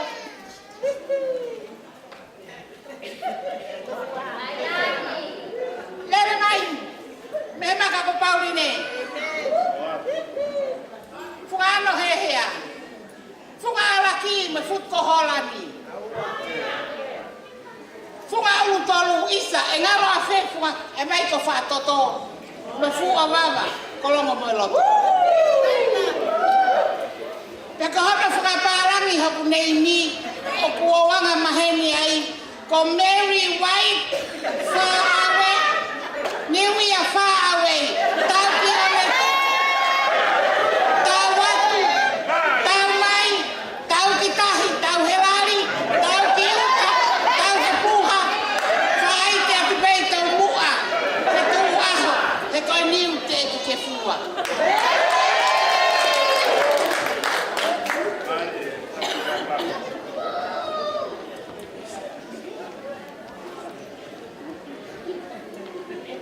Mehange hasika na alifekina hapo atamai. Pembo kufaka kau. Kako faka sino ya he ahoni. Tahine, Savelina, Maria, Melesete Mailangi. Pembo Eneasi Taufa Kavapalu. Mailangi. Na kufai kapakau. Ki hamea e tau, ke whatu moia, he fia koini. Peu kakaua o seni. Ke ha mai moia. Tahine Melesete. Ke aua pete ke toi ikai o hange koia ko Taufa nongo ki ai. La whanga takamiro he funga e whonua. Ha mea e whiunga moho whaka ofa. Whakawhetai. Whakawhetai ki e eiki. E tari lotu kua whai.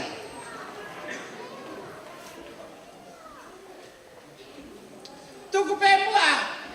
Whetu aho. Ai ki whatongi ani. He nau nafo pe. O whai. Hono whaka nau. Pea tari alo marie. Ke sani, pea tākai rolo. Ke whatu moia. He hoa tāni.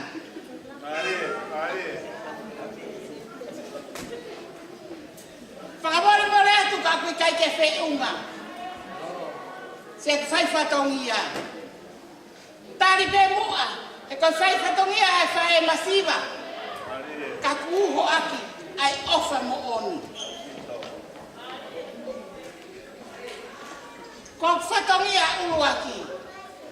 Ko tangutu anga tamasi ko Eneasi Taufa Kavapalu. Whara paango tolungo kumi. Afi aki. Ngatu lau nima. Ko hono mara ki hefi a fini. Ngatu lau nima ki e kia ake fi whatwha. Ka tō anga ene mama. Ka fi whatwha. Mono kato teuteu. Ka tuku anga ne whakamoko. Whara paango wango kumi. Afi aki kan fuatanga toka wanoa. Fi whatwha. Kia. Koe pulu. O amo ki waka kulepa mei mua. Ki he turiki koe. Koe kia ha moa. Afi aki. Ai fuatanga.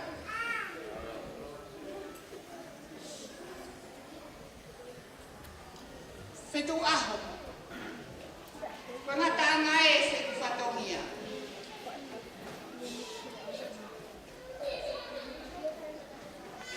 La kapawo kui kai ke whiunga. Wakai mai peke he whangawhae a Eneasi. Koe tika. O atu peo ke tauhi hena. Ngahi pea ki loto a kapau kukai ke whiema. Kai tuku a meri waitia ke whoku peki motu. O whakaango ongo mai ki ha aho. Ke whiema wai ke utoe riu mai. Pea utoki hawa tuku ange ki nā ua. Ko whatongia whakaosi. O kuei e ki pulu heni. Whala awhi e tangata eiki. Pai whikau. Ko whala uango kumi. Awhi a ke whatanga. Pai whikau na ne whakahoko e whatongia mama koe. Lewa e malanga. Ua ofa eiki atu.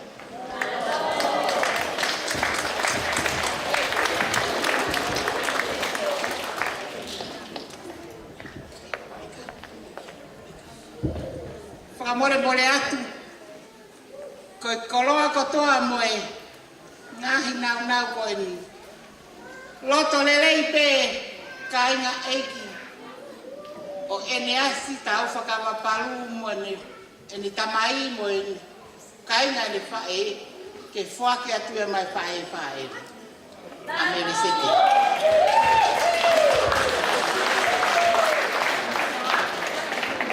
Malo pito.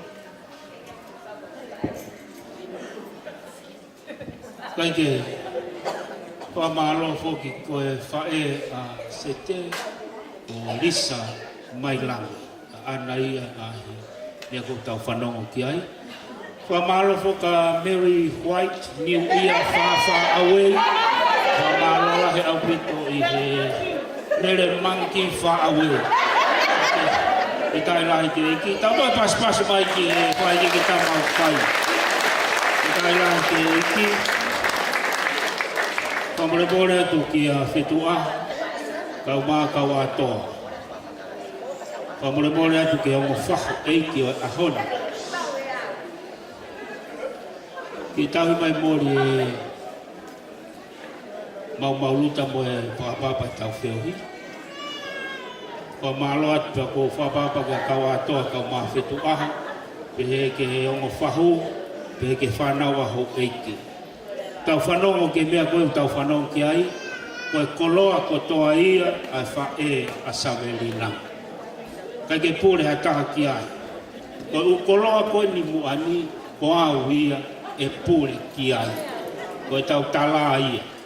Koe tau tala ia i he koe mea ke fui keke whawhatapu koe mailo koe flut ko au e pūre ki ai.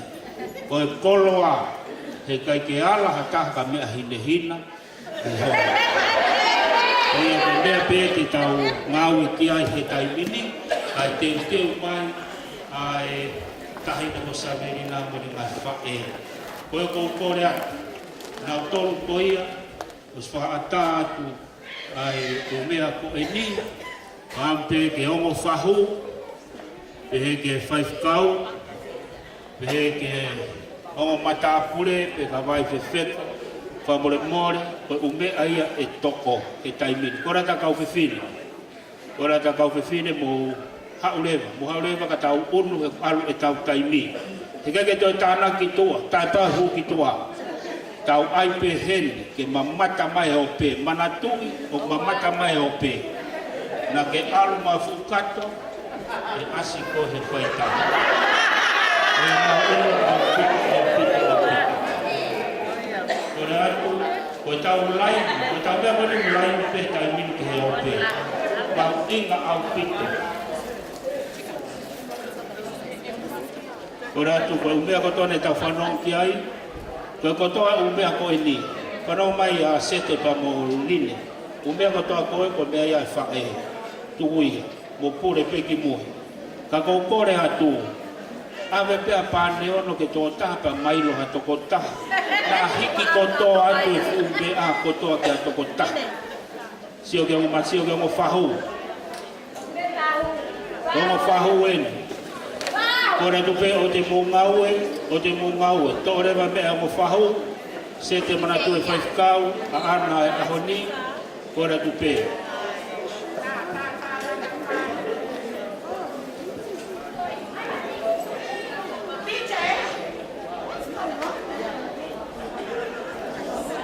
E kai ke tāe TJ, te tau maumau. Tau Oi kau sio a tupe.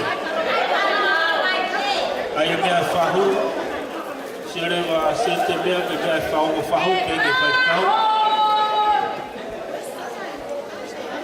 Ka atoa o mea koni muani, o mea ia alisa. Tōko toa te o mea koni karisa. Malo mito o te mua.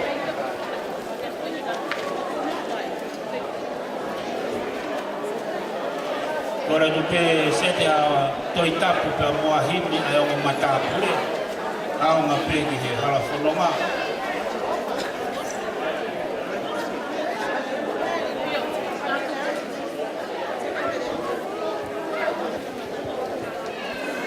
Sete ke ta whakotau koe ni ke mea harisa i nia. A toa e, mo pure rewa ke ta whako e.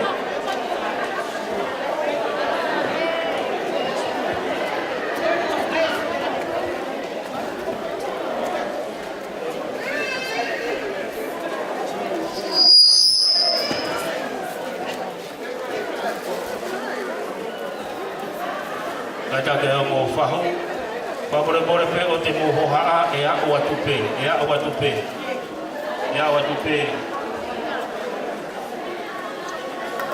Sete, tuku mea risai ke te ala kai ki ai, mo sia nere ke kakai. Tuku pe o pea koni loto koe. Kone ma whakau e, o mea mai.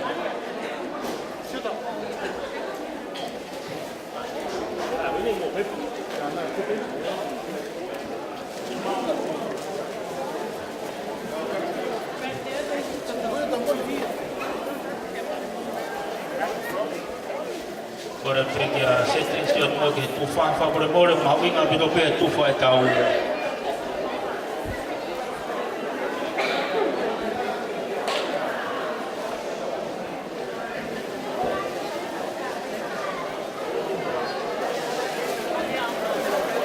Kora pere ko tufa kotoa. Ko mea ko ni ko tufa kotoa. Ko ko tufa pe family.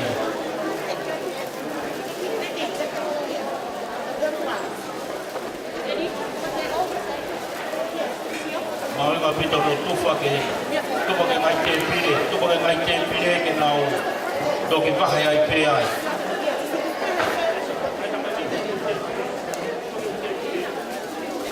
Tufa ke u te pire, nau do ki paha ai pe ai. Aro ke u te pire.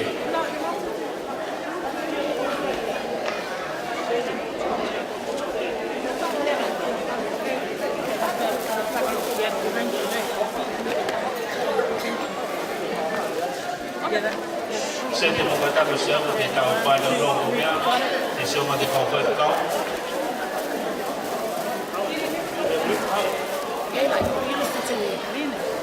ko para ko kulai de ta ko kalama ko para to kulai de ta ko kalama ma ho ki au pito pe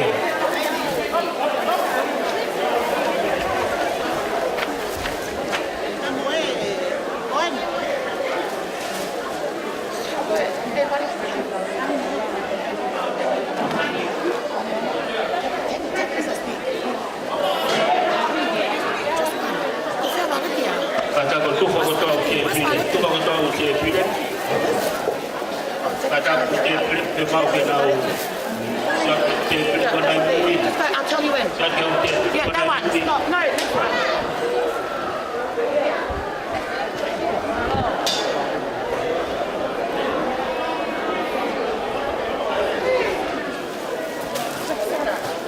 kata ke o tufa ke ngai te pide ko to te ma ngai te pide ko to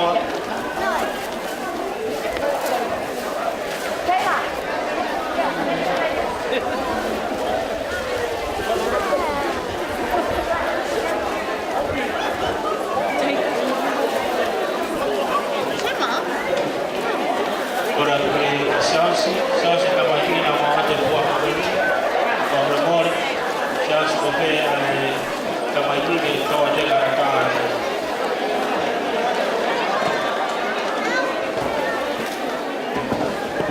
ki pana mai ai ko te pa tufa pana mai apa ke family ko sausi family ko jas ki pana mai Mano mai, o te mo kufa te ko mo family. O ko ko bia. Ko ni na ko te to ni ka ko kufa. O te ke ko mai me a ko te to ni ka wai. Tu va ko to de mai te pire. Si o de mai te pire o ke ala te pire. Si o ke te o te ke si o pe ko ta mai mo fai.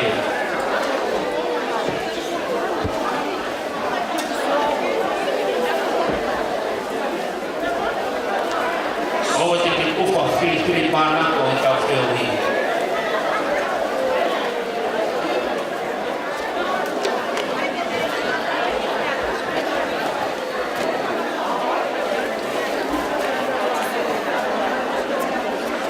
Se ke te pile, e mau ke kasi tato fruto te pile ko pa pe.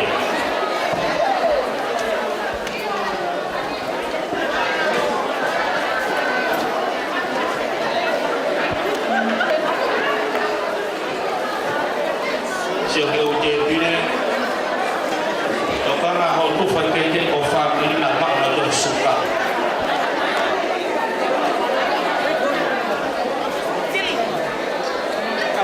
Ko ko ba wa we ki ta o ke le. Rea ke o pa ho lo wa.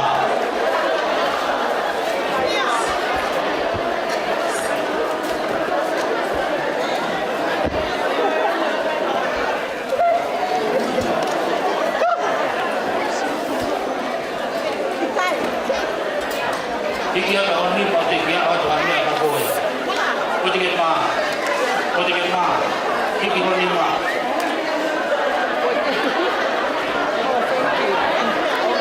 Te jei, tuku ma koe fasi pa tuku ake ake nau. Tuku ma pas. O ia.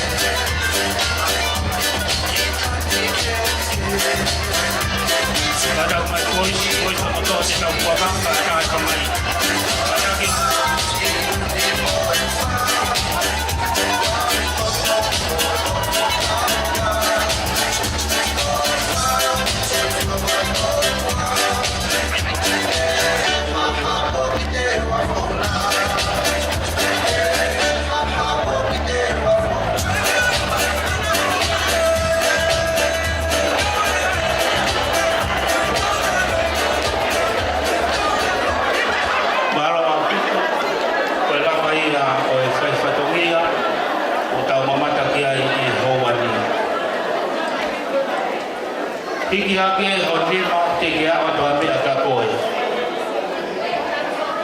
oi ko te hoko e o atu pe e ma ko tu e kai mini ka ki to tu fa ta pe hoko mo si ma ko to ho mo foi ke tu ma pas ka tau karitari ai tai ni ko Savelina Maria Melesete Mailangi ai ko tu fai tau na dele ko vitai lai ke ni fa tomai ko tau me a ilo e to ki ma uia e hi ai o wa ko vitai ke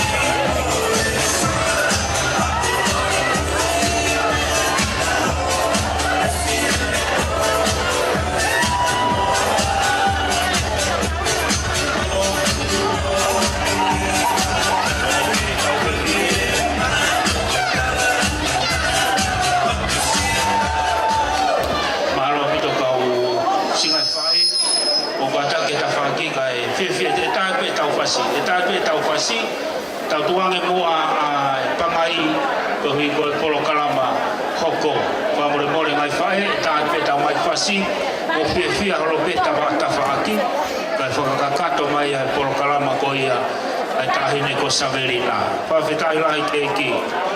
DJ tu ma fasi ka o mai fae. Wa pe apa mai ki ata.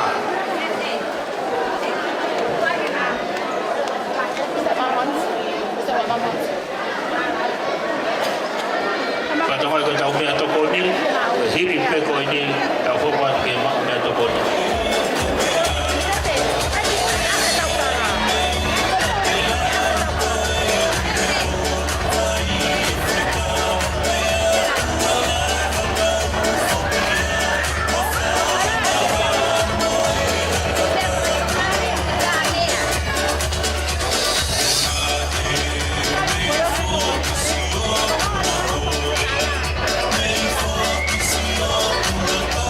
Thank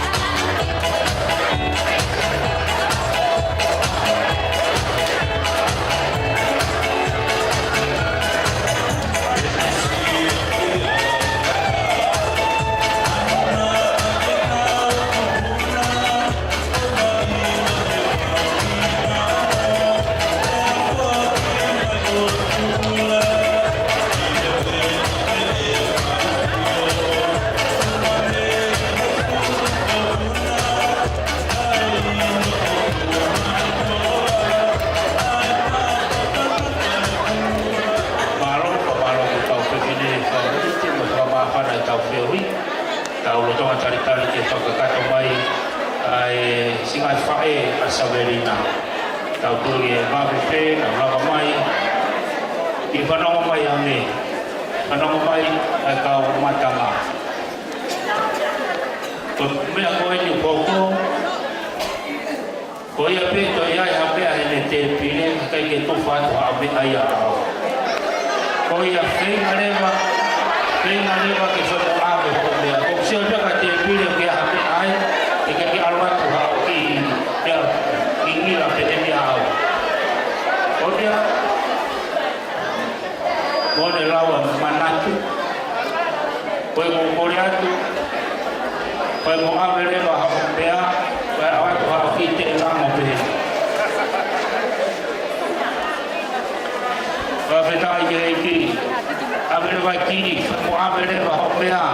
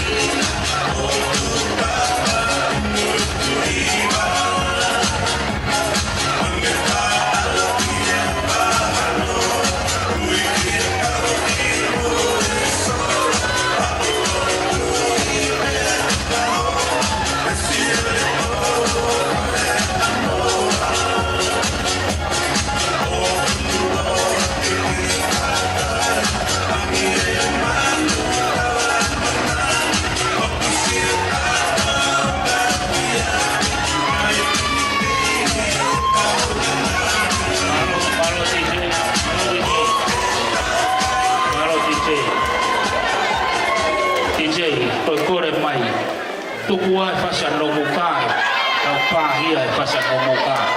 Tamai fasi be funga faua, tata ma fasi be ai ko tau pahi ai tau no mukai. Ino kala de mas bani.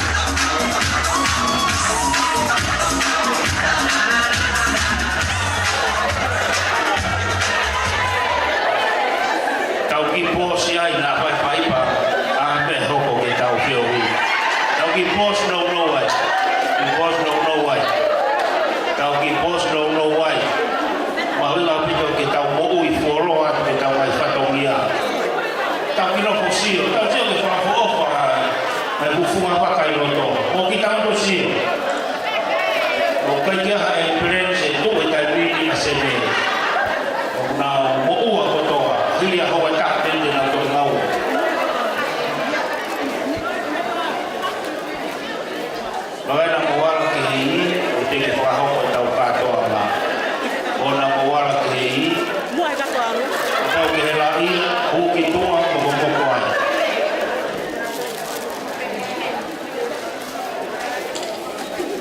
Tau mamata ki loto, amusia hata te ni mao fu kato kalon. Amusia hata, ko tau no ko pe tau. Kwa lau loto pe ki loto. Amusia monerea ke baba baye.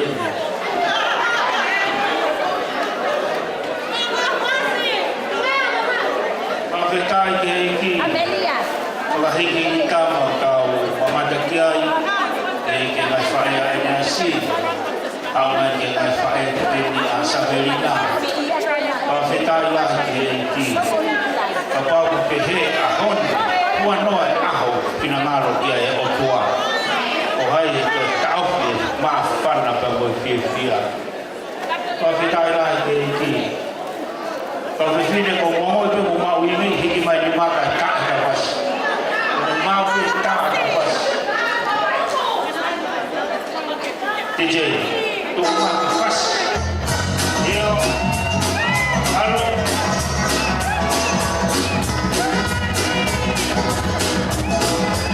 Pamanado a tuke, lai kini tau kalapa, lai kini tau kalapa.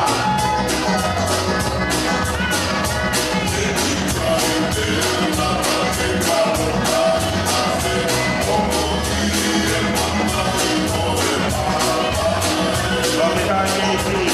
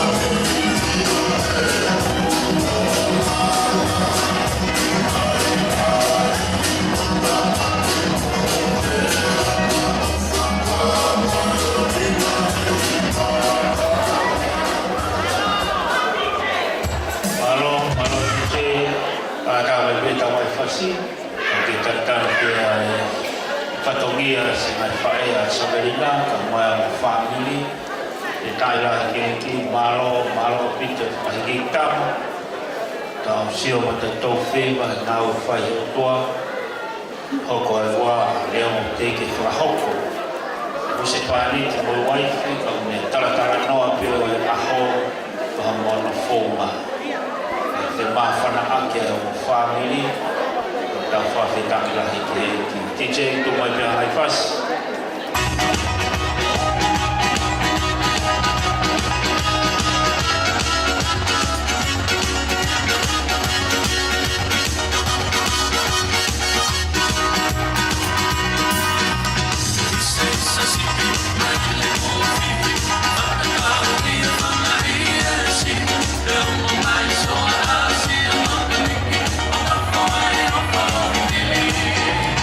Licença,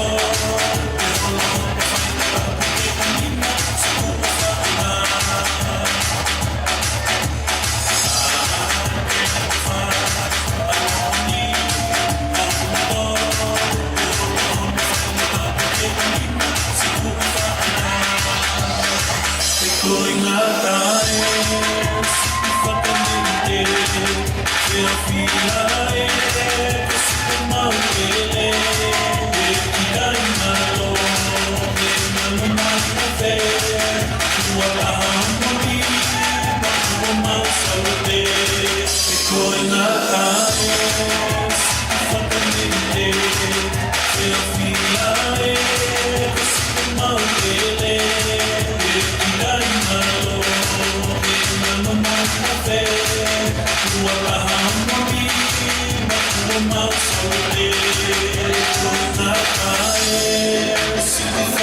Yeah.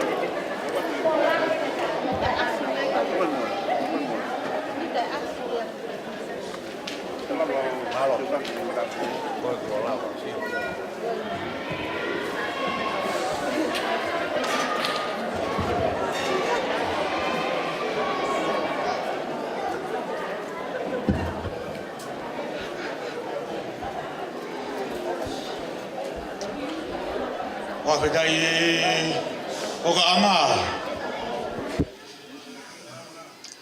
Whawhitai e pui pui a tutua. Whawhitai e lalanga. Whawhitai e lou whawha. Whawhitai e tohi e moui. Whawhitai e hurumama. Whawhitai e whakahufungani. Whawhitai e tairi momoko. Whawhitai e koka meiviti. Whawhitai e tunga puri. Whawhitai e whakafua merie. Whawhitai e tao merie. Whawhitai e whakamotua a kau. Whawhitai e hui merie. Whawhitai e ngā ue.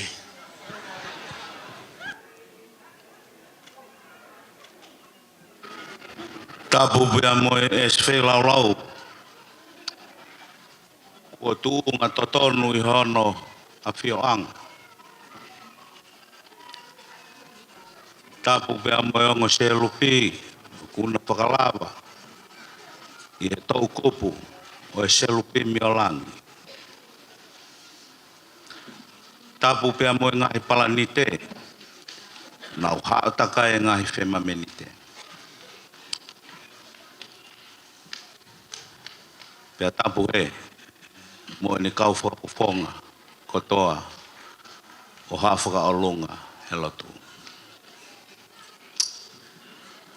A tā mo oku, whahoko atu, si oku whatongi atu. Kau atoa, kua tā osi maheni pe.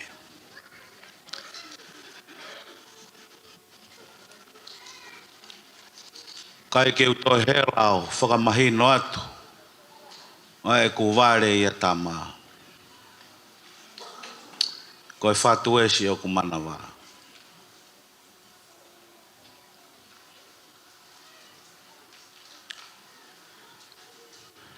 Koe kotoa ia o oku. Kia te koe. Ka pau ku pehe pe e ta uraki aho. Hua noa ka pau e toi ka kato mai e osi e ngahi whakawhetai o mamani hono whakawhetai ia.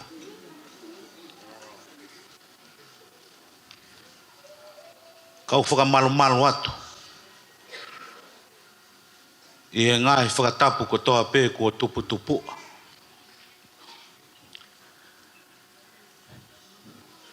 Talo mei tuai.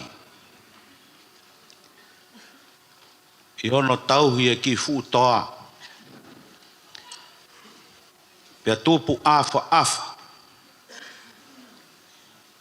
Pea kaka e tangatao au ki langi pea toi hifo. Na e na moai. Pea tuku ai mo hono kau whewhine. Na e tuku ai a whine i taloi.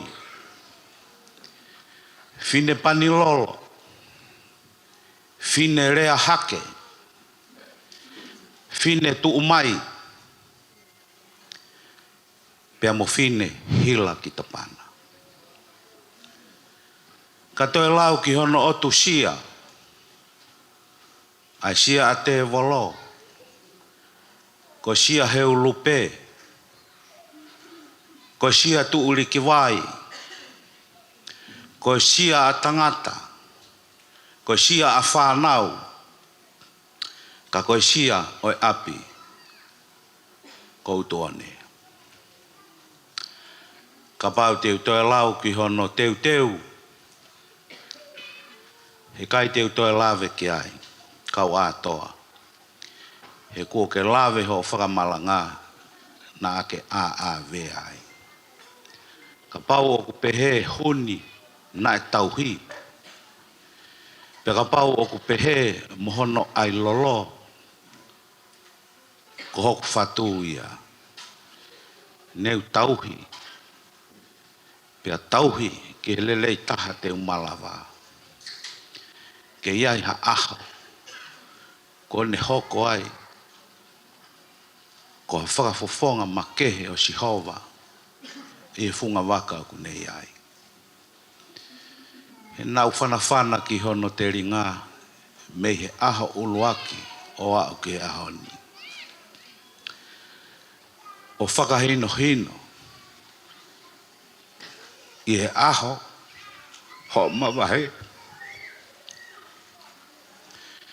Ko ke poto he tuu ki o lunga. Pea ke poto he tangutu. Pea ke poto he mari. Pea ke poto hono holo haloi mata. Nai pehe ai teu nā kuwhai. I ahoni te ki ai ke urea io ko io ia. Aki pe e ne to'o a mohono loto ona. I ho tama. Pe au kai whai hao whai. He nai ohi hake ki na ua I he lotu. Ko e tau matai koloa. Mei Tonga o au mai ki heni. Ko e lotu ko e matai koloa. Ko tau sio pe ki ai he ahoni. Ai koloa kua tō me he tangata e ki whaiwhikau. Kua whanongo I e ngāhi vesi wholofola. Kua ke whakahoko kau atoa. Pea kua whakaamu e hoko pehea I pe ho lau wholofola. To o ai hoku loto. Pea kua whalala atu kia te koe. Te ke awe e ku tama o tauhi I he lotu. Kai aha mea e maa. O iki oko pe e whinanga. Si tūnga whine mātua. Me mui whiwa. Pea mui kolonga tata. O tu mua. Ke whai aki ha whakananiwi mua whakalau pisi. Kia te koe. Mālo ai tokai. Ko fie tangata ai pia mo fie fefine he aho koe. Kai aha ta mawai. O teu ki he aho. E whakahoko ai whakakakato. Ta mawai pepe mo eiki. O tauhi mo rehi. Ke nao ki e palo mesi kona whakahoko I aho ni. O whalahi atu. O whaatu ke whamiri hono kotoa. O whaatu malai ulu. Malo e tauhi. Kai ngalo si o mou o wha. Kai pe ki si whamiri koe. Me mui fuiwa. Whawhitai he langi ko tau. Ka urepa heke atu he. Kua mau ho takawa. Pea tuku mohono whau ki hono tauanga. He oku kei whai te pea hina. I hono mea anga. Ta mawai pepea mosi hova. Pea ki tatoi whitau laki pepea mosi hova. Lewa malang kau te tau atu.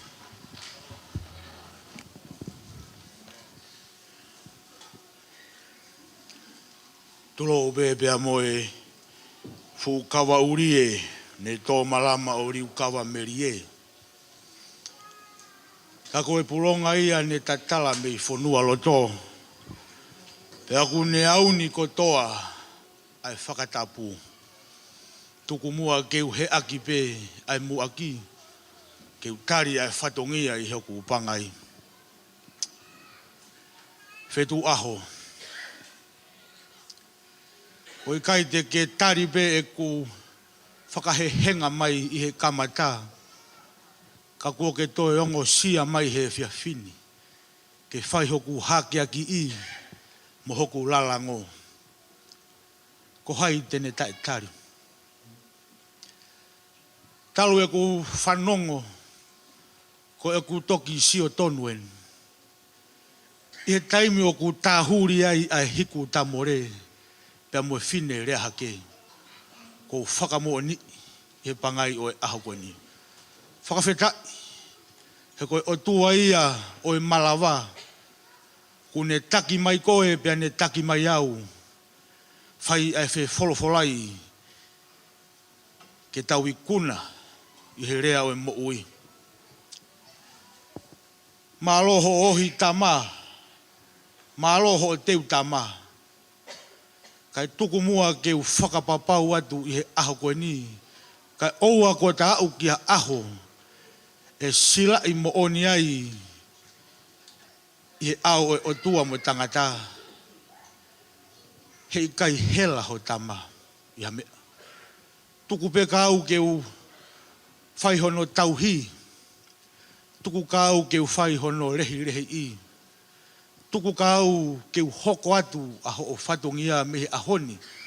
Ka o arewa kua whakapapau. Ko hi he ku whai e ku siu me he whunga siya. O lawei ai otu siya. He mooni be hono tala he puna ke. Tuku pe mua ke upata I Latu. He koe uhi. Koe whakawhotunga ko ke mea mai mo ia. Whetu Tau hoku langi. Tau hoku whonua. He toi tau mo hoku hua. Tuku mua ke ta mawa be mo lotu. He na ta kamata mo whonua. Ka ta whakaosi pia mo Sihova. Ko ia e mata I koloa kua kamata aki ano whau. O e whare goeni ki he aho e langa fo owai. Ko e mata I koloa pe ia kou to'o mai. Ke tauhi aki ho tama. Ko ia pe e mata I koloa e whai aki ano rehi I. Pe neongo.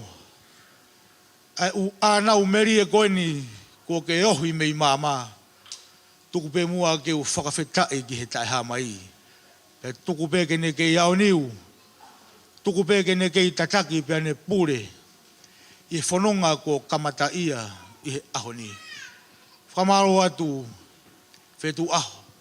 I he tuku mai aho o whalala.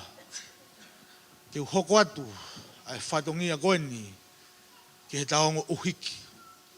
Ka uarewa ko tawa usia ai aho o e whakapapau mo aho o e whakamooni. Sa mawa e pe pia mo eiki, whatawange. E kei whaitawe ki nai pe koe pia mo ho loto whare. Whakawhonu ho ai anga mea. Ke mahua hua I he tāpuaki ai o tua mafi. Rewa e whakahoa tua whatu.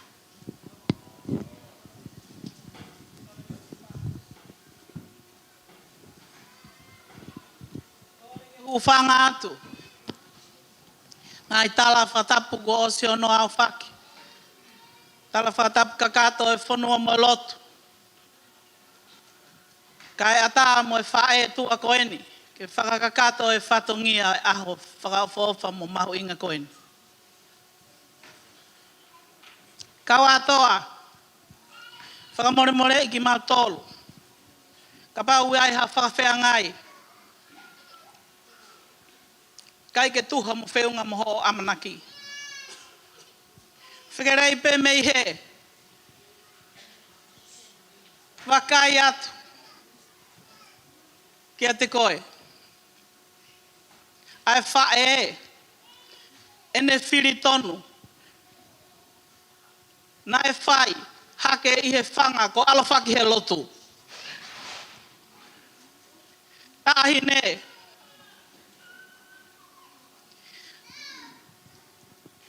O whanga lopa uka mea. Po mo ano lua vaila. Kum whanua mai ke funga whawa. Hake he whanga o toa Maria tupu i makulata. Pea kou sio he ahoni kau atoa. He monu e ka koha monu. Pea whakawheta ia i hoku loto. Ai palani ai eiki o ku whai. O tau whakamooni ko toa he aho ko eni. A ngahi ves klau loto. O whai ake hono tanu maki. Lahi ange ilo wholofola ia ne se asia si aos. Kai ke. Tuku mua ke halatu uatu e whatongiani. So ke. Kusi ono riki vai. Monolo takai. Na e whakatoka ia he vai o moko.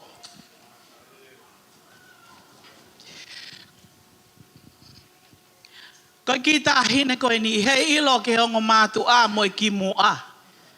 Ka koe whine motua ku whakahoha a. Koe ku ki i princess mo onia. Hena e uia ke he tahine tāpo ou. Pea koe tāpo ou mo oni o mo oni. Savelina Maria Melesete. Pea hoko atu le vai. Koe tāpo ou faithfulness ki a sihova mo maman katoa. Koe nofo anga o Melesete i he aho kato anga koe ni. Koe whalawa ngō kumi e ua. Whala molu. Pea mono whala paongo. Ao fia ki a e whātu walu. Whakamolu a ki a e whātu whā.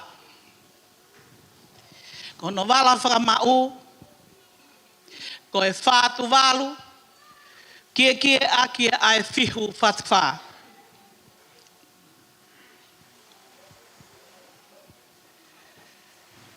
Ko e whariki, o ngahi whananivi o kuiloto he ni, pe mohono ngahi kato riki vai, o awhia kia, ko e whala ua noa, awhia kia e toka ua noa. Ko e mea kotoa ko ia, o ku watu akia ai loto honga ia mooni me he whanga whae masiva koe ni. Tauhi kotoa. Pauline, whai akia haotala noa.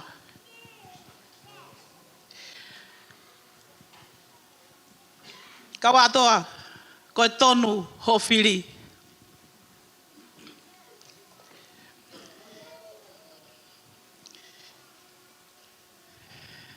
Tau mātu kupe lotu mo hufia. Taki taha ave ne tohi tapu, he koe hua where e tohi tapu. Tau lotu mo hufia, ke tau toi whetau laki mai, e aho, ko palani he eiki. Ke tau toki fia kato ai. Reverewa e malanga kou tatau atu. Malo au pito, whawhetai lahi ke eiki. Malo e whakaki ki tā mau whai, malo ka kawatoa ka mā whetai lahi ki heiki he whakoloa pa mo whia. Ko tui mahalo ke taimini, kore ke whaiwhekau ke keresi ka mō me atu ko mō api, ka e tui whamaha opo eni. Koe koe sāpate o kuwawe, maho inga ke tau lotu pa mō whoki atu, mo e eiki, ka mau nofo mo e eiki, mo e pāne ono mo e mea. Te tai lai ke eke, hange kou tau whanongo ki ai. Koe kotoa ngai koloa, mea ia e whae koe ia Eneasi.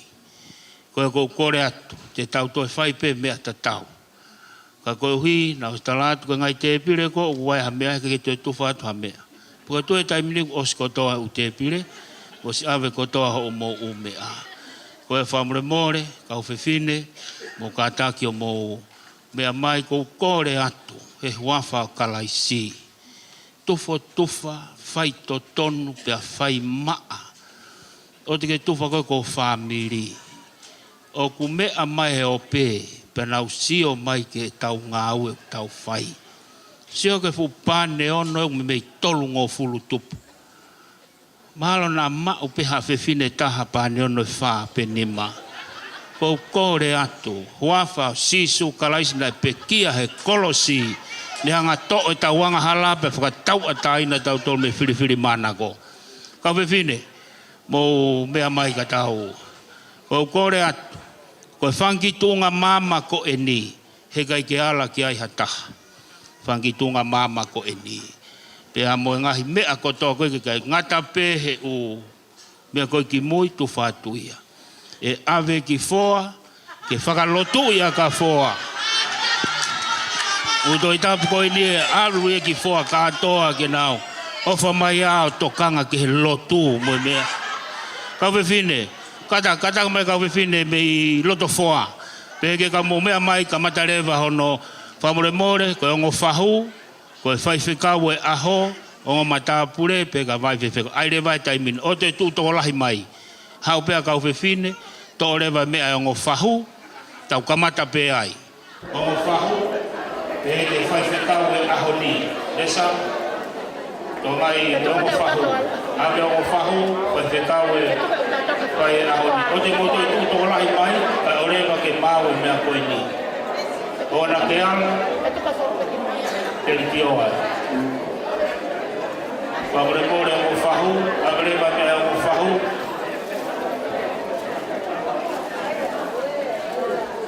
Kora peke kau tufa mana tu imuta a Paula Moimoi na tolu na ulai ni ahoni peke TJ o ahoni kau anu de tufa. Ore wa futola, ore wa tokola mai. Kami me anu fahu, e here wa ki he pai fe kau. Maria. Ake pai kau siori ketu. Maria. Pai kau siori ketu. Maria. Upama ona ke tu tu. Pai fe kau. Itu aho pea kau atoa ore pe kau atina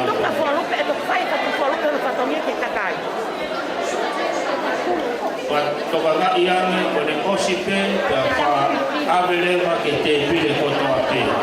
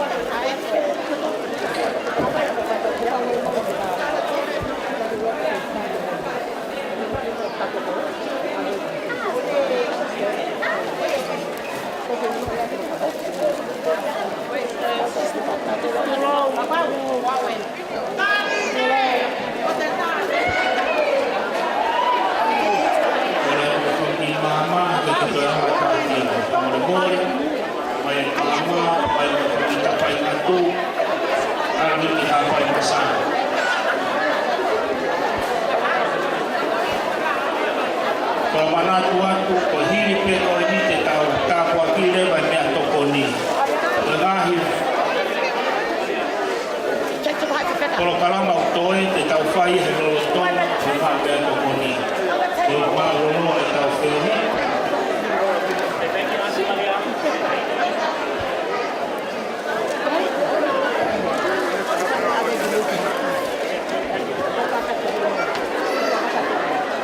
Kata timo sirai.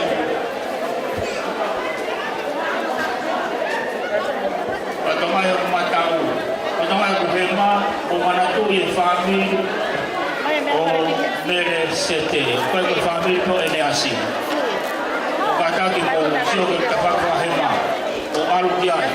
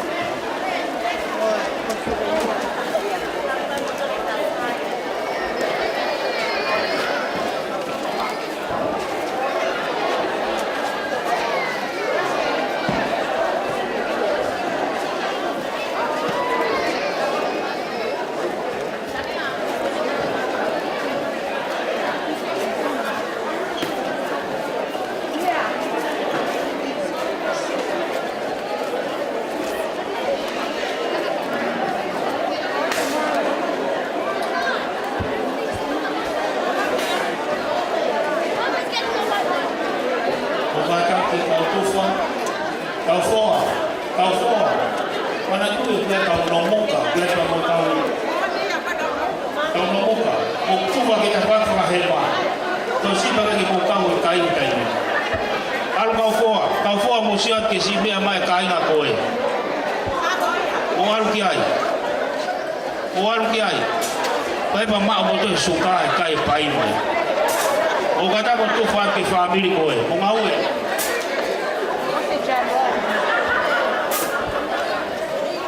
O mo pe o lahi te vile ka te ki alu ki pa fei ko te kai. Kata ko tu fa ko to ki family koe to Savelina. Alu ko to ki ai. Este uma tau family he. Algo to ke family o.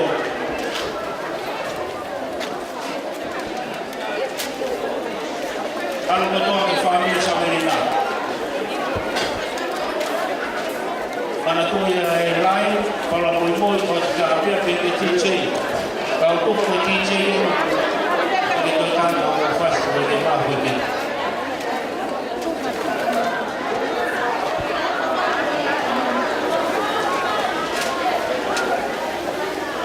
Kata ko mai pabili ko ni o tangata pa mo berine o tau he ba koloa. Fa tonga ko nga ia ngai mafana, kiri ko ni te tau hoko te mau be to koni. Ngai mafana to hoko to ai kai mau be to koni, fu ma lolo e tau feo hi. Ko mo more.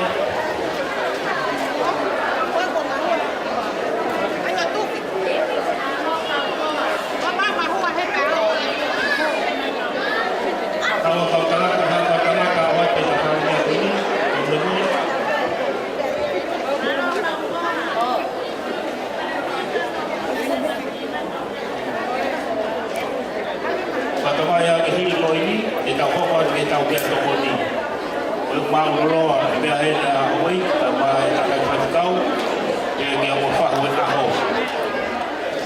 Kai ka tau pe ko kore atu ke ki fa fa na mani ho te pile tai mini ko i ko tau be to koni. Ki fa fa na mani na to ha pele ti ta more poni. DJ Joko atu ka ke o mai ha ke ke DJ ko alu.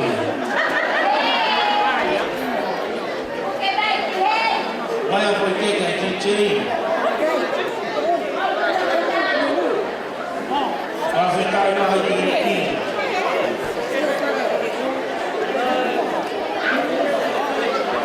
DJ não que tudo mais fácil. O mal foi que tá roupa do lado que tá perto com ele.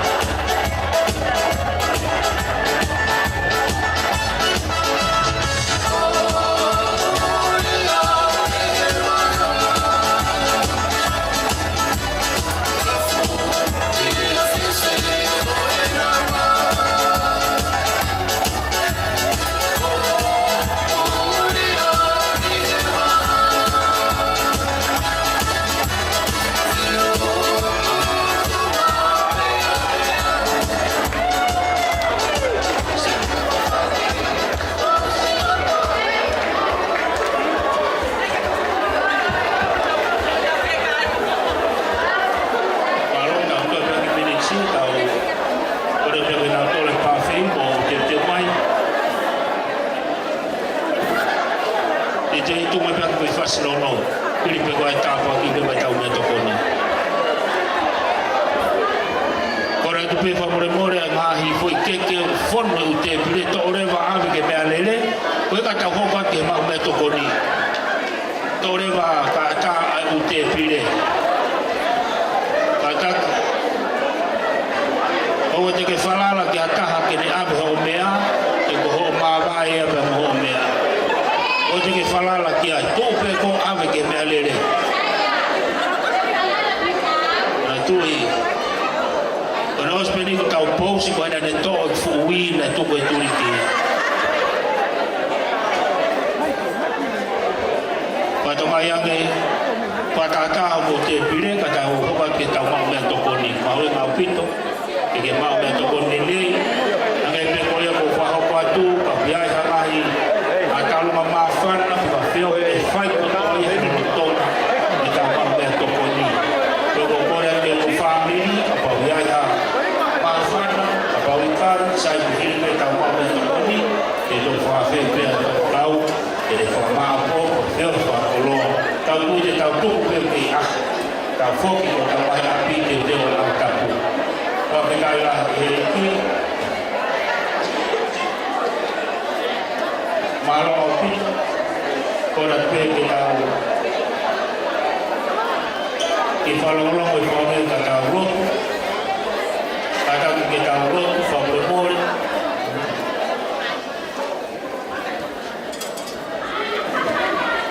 kata ke tau rotu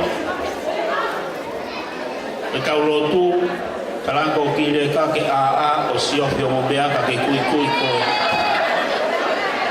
Elo ko tau ke le leipe ko ke ma o ho foi ke mo bea.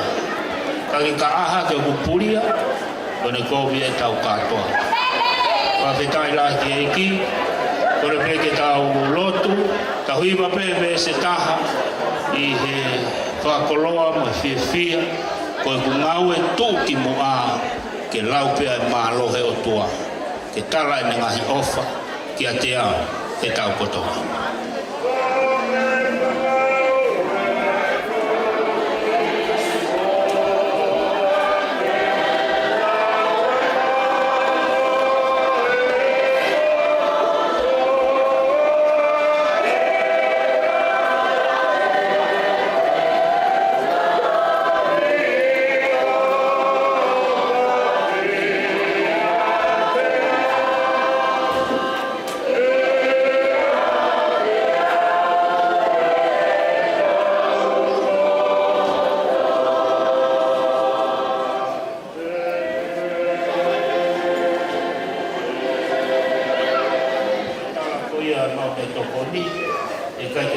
Eneasi mo Savelina kuna nopo pio sio mai ki e ko lava ona loto ona fia ki aho ke tau lot tapo aki e tau me tokoni tamai o mau kawhata pepe mo punake mau hivai ko mau ngau e tuki mo a ke lau pe malo he o tua mawa o mai ni ke fas o se mau polo kalama ma fuaki at eke lang pe mo kolonia o fai fekau del kio mo tataki pa lau mari mo mata pe ke tokoni fai e fiona amara ko mata pure mara to mo fahu amara ko fa na wa ho eke amara ke tamai o eke ma o kaunanga uhinga e mau iheni ma fa feta amara to ho kau ya ki mau tol ko toape o hape fia mo melino mo fe ofani e mau feui mau fora malo ke afe ko ni mawa o mai ke mau me tokon e ki ko mau kore fa ngo fuai e mari tata e mau mo ui mau me tokon ko ya I lo fa na ho e tata fa kau mau tol ko to ape I ahon ke mau ui ko pa ko to mau polo kalam ahoni fala na mi pe la fiona e si su calais malo para mau fa ine I fanno una che fa un rumore con ora pe la tol ko ye ke ha o na to ko ya ka fa fa motor ye ke mo kamata te ke o fa ho ko te no pe ka o fa hopu te na ka ma si pe e ta o ta ko ko le ko ka fi o be ko mai me ai fa ka pa mo o te ke ngawe ma le le pe ka pa no pa mo me ha ka to mai le vai le fa ka ka ta le va ka o se tau pa fe ko lava pe ki he te pile to pe me au ke loto ke ha u moia ya ni na walu le mai me ai fa ka o mau ka ve fin mau taria ka tau mai le me ai au fa ka sai whanau mai kolofanga mono kainga pe he ki kainga me funga whaua te mauki taimi kai alo e kainga me loto foa pe ki he sia ko veiongo ko nau tolu te nau kamata ko ia whamure more ko TV o mulere ta kai pio ilo ka taha e tu o koe ke kauhe o e whamure more haure maha pai masani pe he ki he loto kono motua ko alu le vai kai bin alu au ta mai fas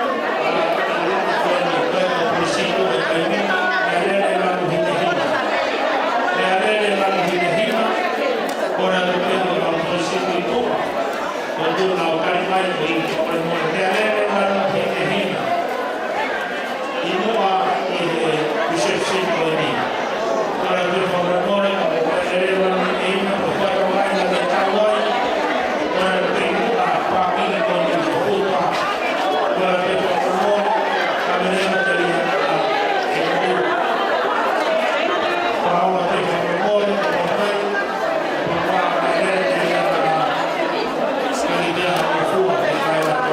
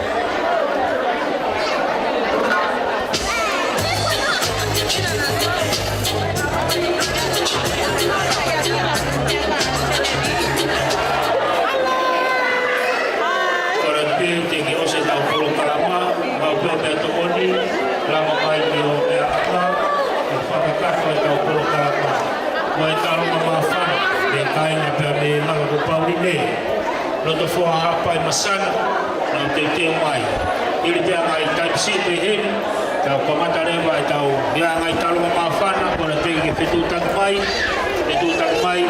o e pego tau sio ke tau koro karama whamalo ke whaikau e tio ina ke mea kolo he e whakataka e tau whio he whawhetai lai ke iti whamalo ke whanau hou e whamalo ke a mai ke wheka me tōna tau tau punua tau atoa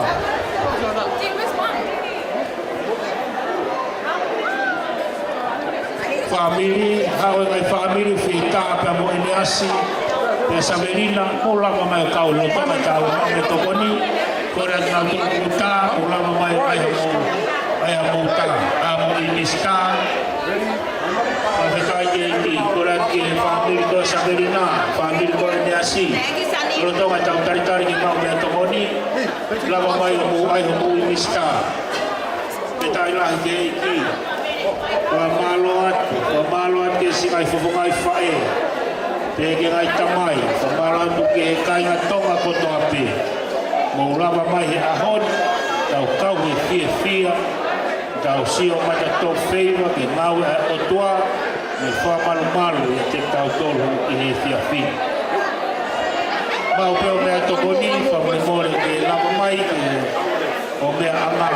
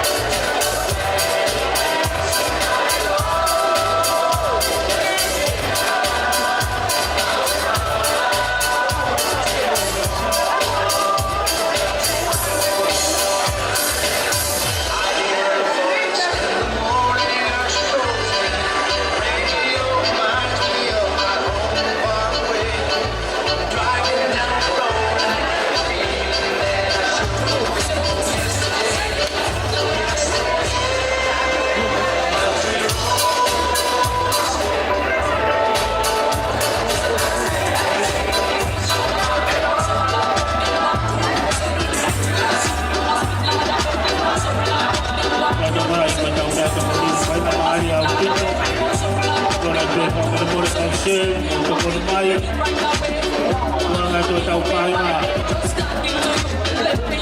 Tuanga tu Taufa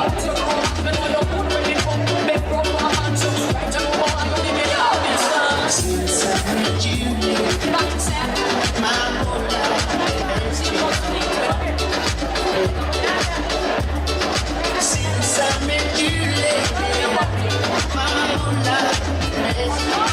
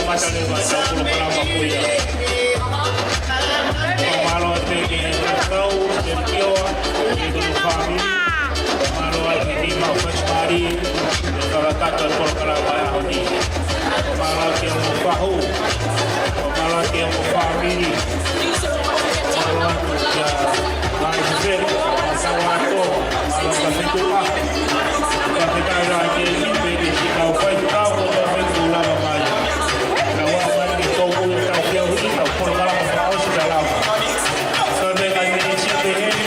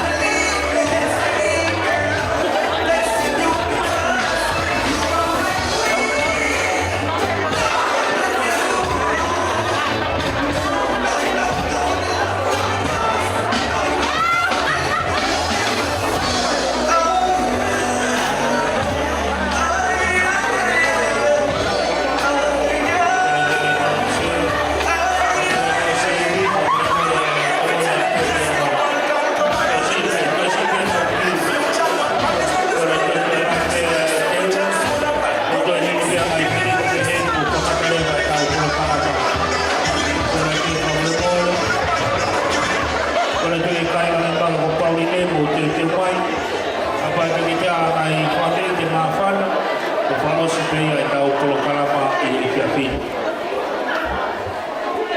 Tau turi pe tau polokalama, Iene kau whewhikau, kau tata eiki me kau whine eiki, pe ke kai ngā tonga koto pe uhanga mai au sāpate. O inga pe tau maho mālolo, te teo e ngai whianga palau maria, o e aha pongpongi. Kora pe ke aha ngai taurunga mawhana, mo te teo mai pe whahoko mai, o i pe koe tau polo karama.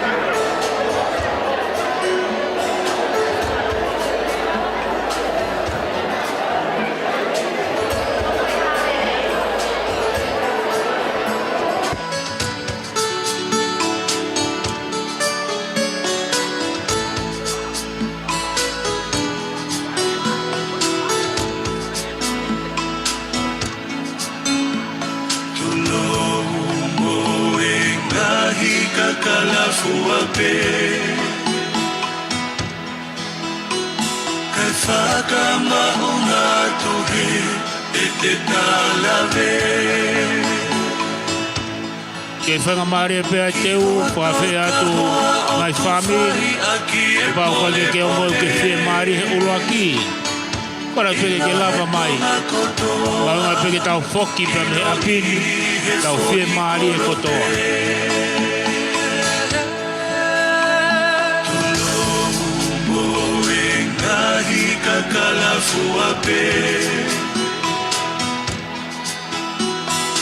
Whaka maunga tuhe e te talawe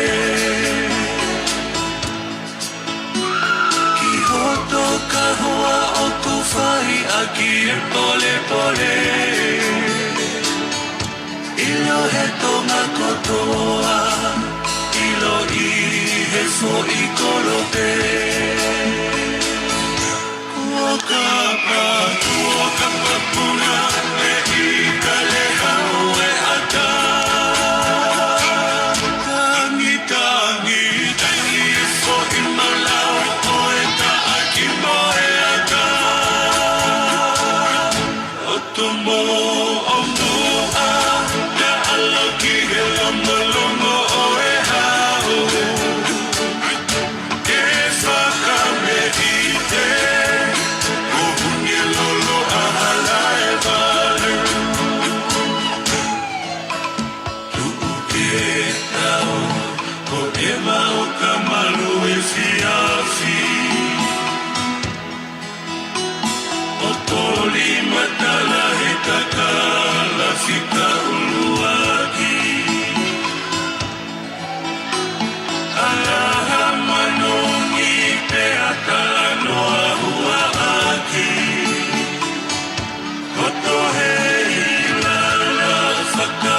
Shia te uke taraki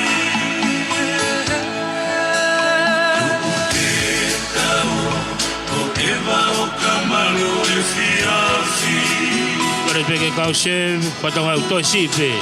Kore peke tuatu o tau kainga, kata hoko ke tau polo kalama whao si. Toi whao ngā tupe, ka pauea ngai whangame I te mawhana, ko kore tupe ke whetu taku mai.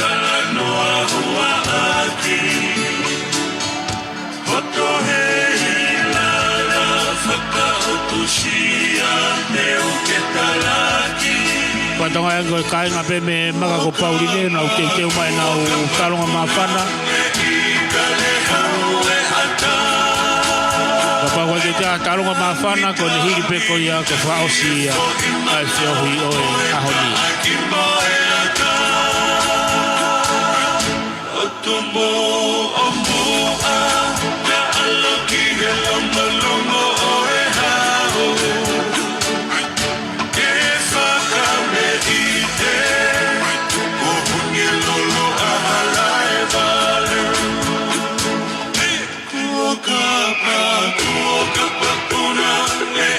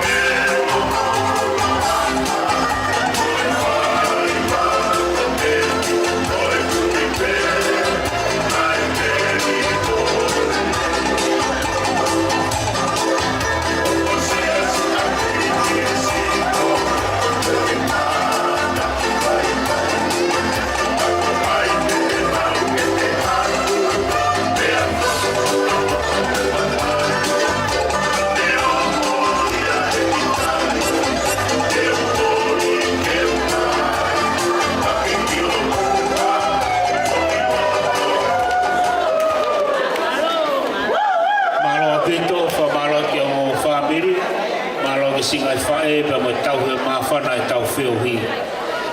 Tau wau mai eni ki he whaasiosi mo e tō mui e tau whio hi. O whawhetai lahi atu au pito au pito.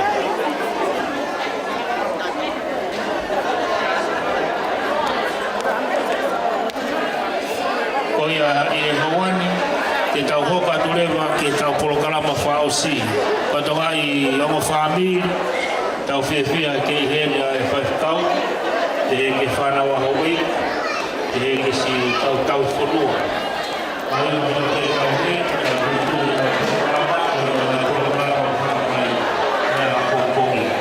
koe kou kore atu, hiri pēha e whasi koe ni, te tau hoko rewa ke talua mawhana ai kāinga me kama ko pauri ne.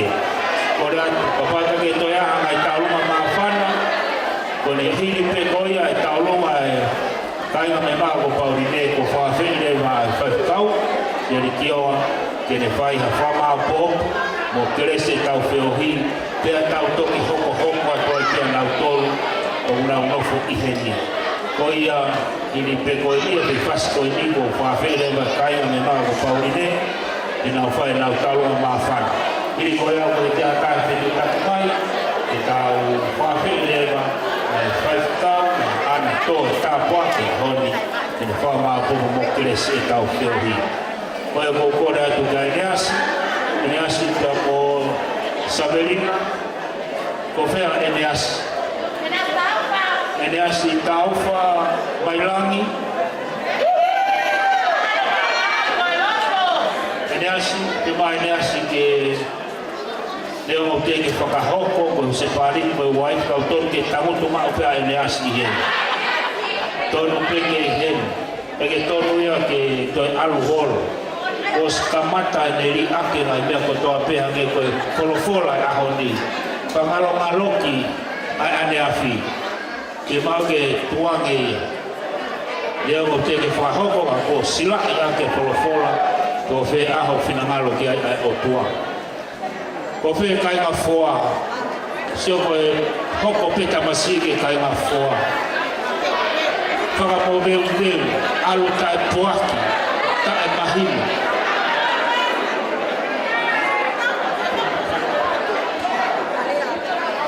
Ora ka mosia ta Eneasi Taufa, o mora kore anki ha. DJ, tu ma foi pas. Ka tau taritari ke tamasi ke profeio.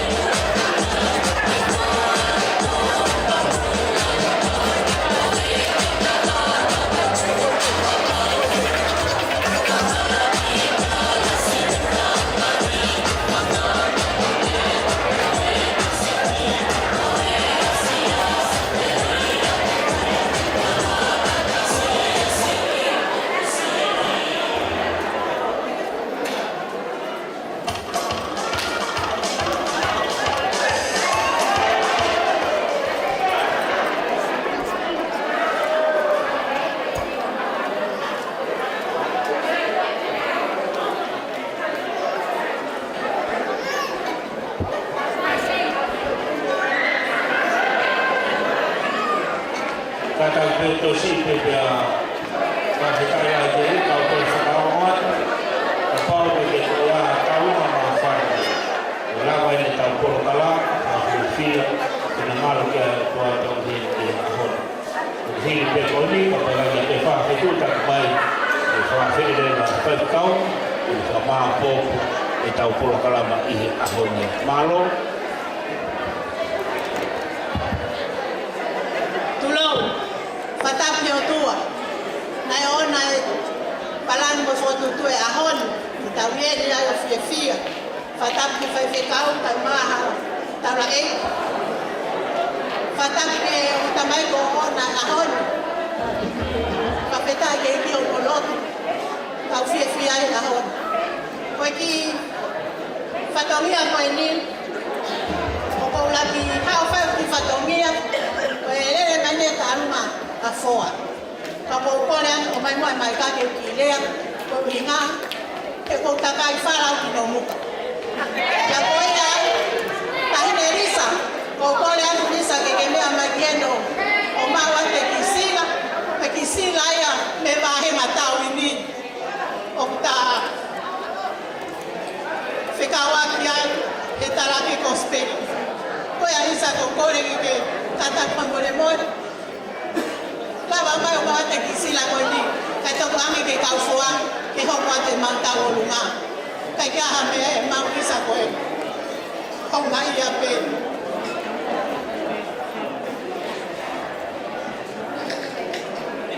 Malo au pe.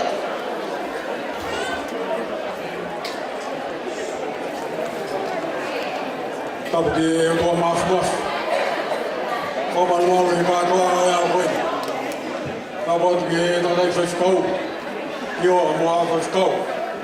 Tapu atu ki a kai te whek. Maha tau whanua. Tuku mua ki u whamau maru atu he tala whakatapu makato ea koe. Aho pe ni au i whiwhia. O i whawhetai i e kua mafu. I tau lama haa o whaka. Ai whakaam. Kawai o iki koe. Tau maa e kaunga koe. Ki tālunga koe ni. Ki tālunga ia. Ai whakawhae. E mihe maka ko Pauline. Pauline. Pagi hamea e mau he ahon. Te whakakakato aki. Aku whatongia he a koe. Aku e roto whia. E me ahanga koula. I ahon. Ai mau kau. I e maha ni whia e ahon. Ko mahalo atu ka whetua. E tai nere i ki mau taulu he ahon. E ko hai haloto e tai whia e ahon. O kore. I a Pauline. E ne kātaki atu. O hu, ai teki o tahi ne tālunga.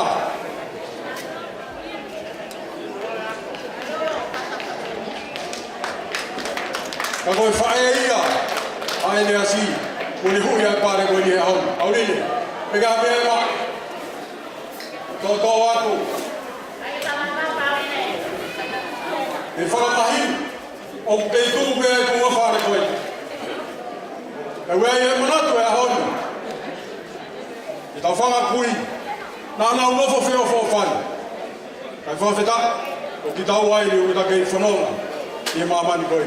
Koe tuanga e tahi ne tālunga, o whakia ka mai wha, o Eneasi. Ātu ke whariki aki. Aho mea nere he o whokiat, i e hala whanonga. Rewa e whahoha. Tā mai whasi.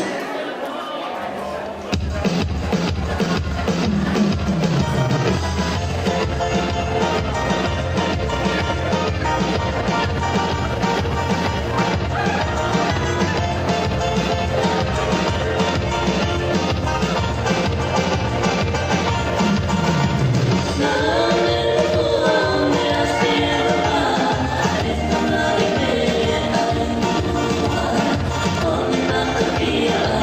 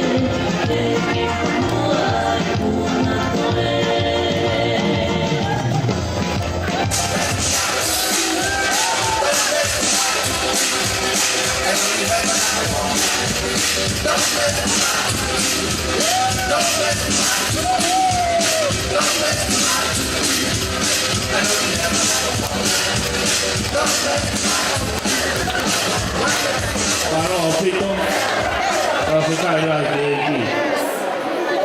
Kainga me manga ko Paula ke ka ofite. E ka tukuat. Ko ahanga ia. Afrika ki.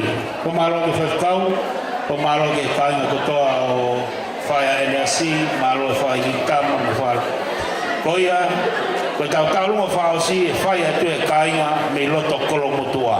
Na talonga ma fanaia na fia I ahon ko tu ko ne lava pe talonga me kai ke sia ko ve mo loto ko motua ko ne lava ia e tau polo kalama fa fita ke ki fo malo ke fa kau ni ke me afolo I he e fakakato mo tu ta poaki ko I ko mo me ko ni ko ia ka ko motua ko mo taimi e kai nga ko motua ko mo taimi Famalot fai ficar pe ko kore famore mori atu ki matanga ka ko fapuna pe kita he fia mo vale ia tama pe ko ia ko ki fa na wi aku ne te ki fai ta longa ka ki na si hen ka ku hen pe fa na ko re atu ko la mia to ta pe ku te kai ke mari me apai ki loto la vinia pe ko re ke fa na ka to pe hen ya tali Kavapalu Whanau a tangata a kepa, whanau a te vita, Kavapalu, whanau a lupe, mo viam whare ka ono. Ko ki mo tolu pe mari mai, to e fie mari mai ke Kavapalu, ko tau taimi en. Pia pe mo mau kainga tolo mo tua en. Mo wo mai ki hen ke tau whakahongai e ofa ano muka mo foa. Malo e nau tari io mai, he ahoni. Ko ia, ko ki fefine ko e ni, ko lavinia, tau ene Kavapalu mono fare io ke Kavapalu ke. Koi ai, Elisa mo sia osi. O fa mai ka tola he ka no muka. Faka ofa pe tau toi fra hoko family. O para family mo mai, ko aho ko ni yai pe tek ki tau lunga ka fema pe ke transfer fa hanga tonu pe ya. Kia Melesete pe mo Eneasi ka mo mai ko toi nga pe ko tek aho ni toi ka ta toi ave pe ya mo ia. Malo pito.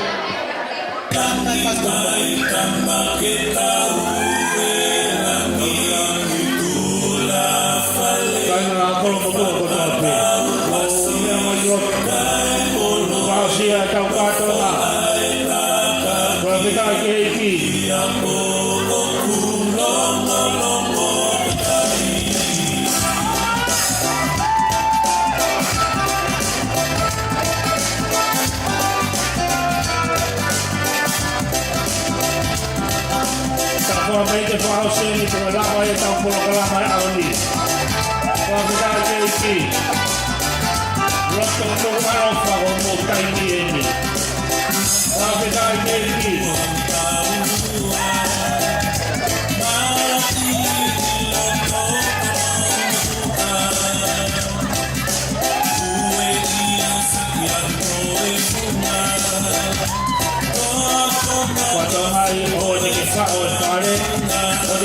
Pare pasio mai ki ta mawe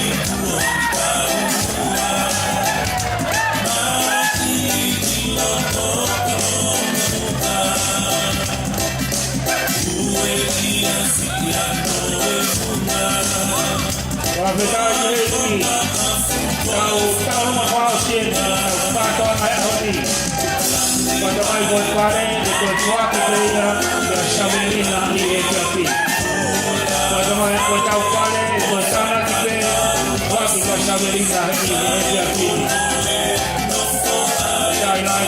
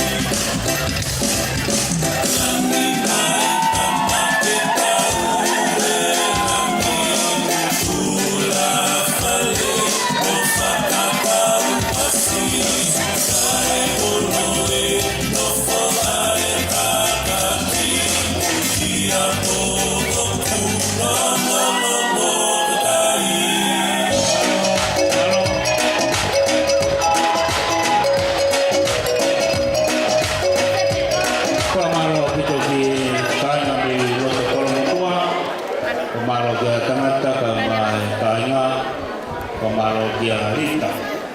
E whanau, whanau o toa pe. E tai rahi ki, ka wau mai e, ki he tau mui, ai whio heu tau whai. Ka whita e ki, ka lawa ia e lai tau ma mawhana, tau whia i he honi, tau whawhita i rahi ke i ki. Whewhawhonga mua whamalo, mea o toku mea mai e whewhkau, whamāpōpō e tau whiohi. O whamalo ke whewhkau, sineri kioa, au mai kau whewhkau ko toa pia. Whamalo ke whanawa au eiki. Whamalo ke a mai whewheka, ma kau atoa, whetu aha, ka moi toenga, o e kau tau whonua. Whamalo tu ke a Paulina, kau mātangata, pe ke saos kau marisa, mai o whamiri ko toa pia. Whamalo atu o mo fie talangofua, o tau ikuna e tau whiohi. Mo fie talangofua e ngai tutuni, ko e whamoremore atu, pau iaha tofa tongia, o kai ke hoa mo tau, ka mo roto, o ko e whamoremore atu e hua whakalaisi. Whamoremore a ngeau, nei ke tuku halere, nei whai ko toa pe, tau hi pe ko eiki. Pe ofalai ake kai ngā tonga ko toa pe, o malo ake kai ngā tonga ko toa pe, malo atu mo lava mai, tau kau whataha whiwhia. O e ahoni. Pea ofalahi atu ka Eneasi, Eneasi ka Melesete, e tai la, tawange tāpua ki moa he eiki. O whamanata pepea koe ni Eneasi Melesete, o teke he hoko ho mo aho. Bakai na alata Eneasi, o uta ko mo ema. No! Te motoki alu whakataha, e aha, e pehea e whaiwhekau, huse pāniti, moi waifi. Ko e ahoni i ka. Ko whaos pena mo tangutu bāwhi. Ko ne o siye. Te mo tok tangutu bāwhi. I aha ko ia. Mo manatu e nea kore. O whai a kia. O whihau a Eneasi. Whasi o a Risa. Ke mo o Eva. Whahekata se te lahi. Mo o Eva. Mo i gaanga e tau whiohi. Lahi au pito pē. Ngahi aho peheni, mau pe uteke tau wako ke ngahi aho koia. Whakatoa o whalahi atu, ka tau nge tau pekina e ki e whio tau whai, kore ke tau pas mai ki he whewhkau, skeri i kioa, koe o ne tupa tāpua, ma whamao popo e tau polokarama whawhia, i he aho koe ni malo e ne ke roto e lei, i lava mai o whakakato, taha e ne tau whewhkau i loa, i vai ma Australia. Tau toi pas mai ki he whewhkau.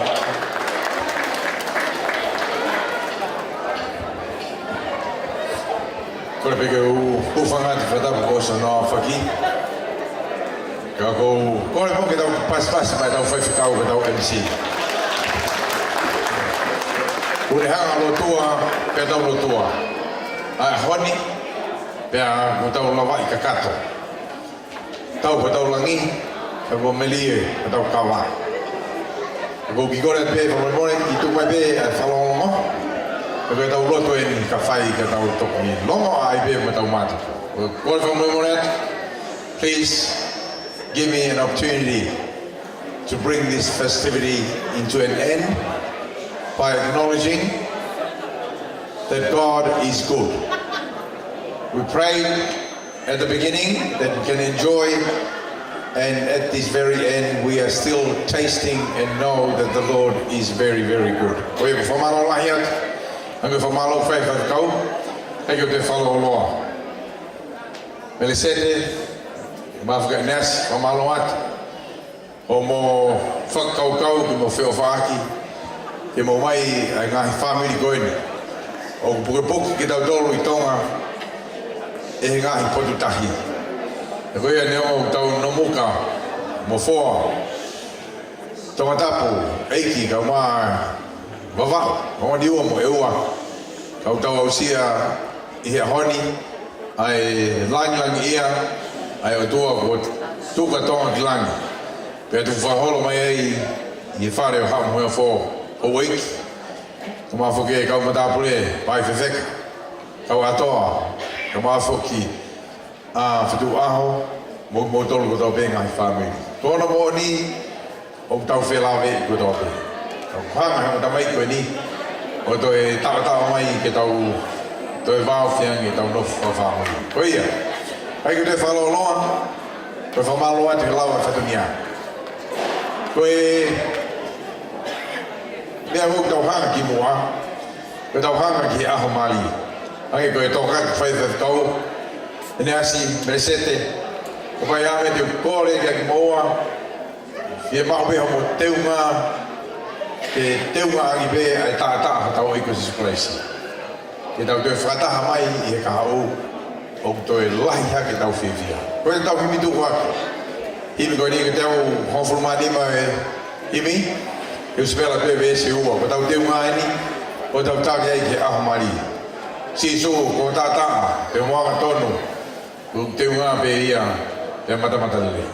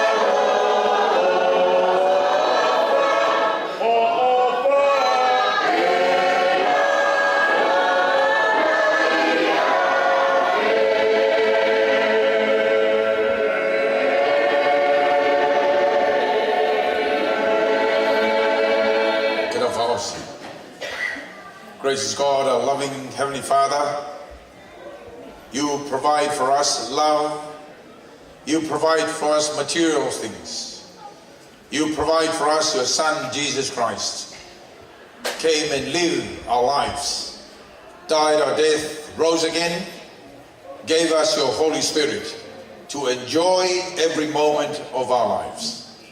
We have celebrated this great day. We dedicate Melesete, Eneasi into your loving hands. Guide them as they aspire for the day that will turn water into wine.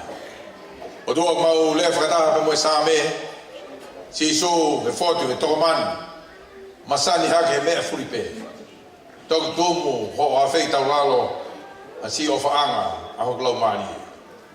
Nai whewhe ho pie uma ki au, au nai tupu whali lia. Kai ala, yok matape a lau, si e klupe, ai kumana ia. A hode tua maulotu, to ho maulotoni, silai ke ue to e huha mea ke. Ke mau mate, pe mau mo ui pe mo ou. Kai tau te whito, ke o mo tamai ki koeni mo nau tohoa ki mai o whamiri. Ai whanua, ai siasi, ke whainua i e aha koeni, ai na wheo whaaki. Sila ia, ke mau mate, pe mau mo ui pe mo ou, pe hai pe ai tae mere a whiona. Whamaloa te lawa ngai whatungia, whaidau kina ki tau na he tafu, a ngai whamiri pe mo ngai koloa ko tuku mau whaali ali. Ngai mea ko tō ben ko ainu tua, o mau tuku lolo o whakapa apa ki a whiona. Mai ko lau ai apostolo. Te mau lau ia koe muna, ia mau kakapa atu hea aho. Te mau whakataha mai ai pe mongo me ani. Tāne mau lutuni me lotu whawhetai. Longa he ngahi tono nau, ngahi mea tonu ke whakakato me ilangina, ko tawi ia tapu mea whiona. Ke ke whawhonu, e mau ngahi ipu maka. Maha, mau ngahi ipu mga ota ko tukumai, ka ku whawhonu ia, e me whireo ko a whiona. Tāne ai mau lutuni. I kreso tau e kiko Jesus Christ, o whalai o toa tau tamai, pe mo whio he la mani mani oni, e mau tolu, mau mātuku ato, teu ki o aho tapuno, a pongpongina pe o nā hiri. Kai whai pia tai ngata. Amen.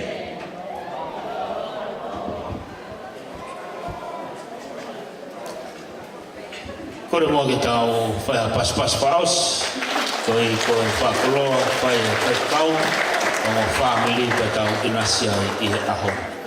Koe lawa ia e tau poro kalama. Lea ai motoa, a pao ne kai kia hapane ono, pe kato flute. So, petai so, all stand up and praise the Lord. Na ke whakau ke mao a mea, ka koe ke mao, tari ke au mari.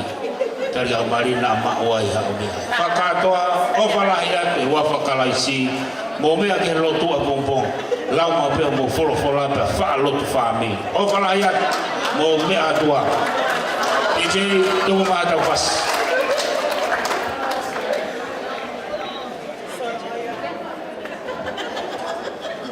Come and shoot down on a good vibe, ready to flow. You keep on coming and I'm coming, baby, please stop rocking my boat. Cause I'm ready to rock, honey, don't say it if you like. Cause I came here to water down your room. So baby, why you shoot down on a good vibe, ready to flow.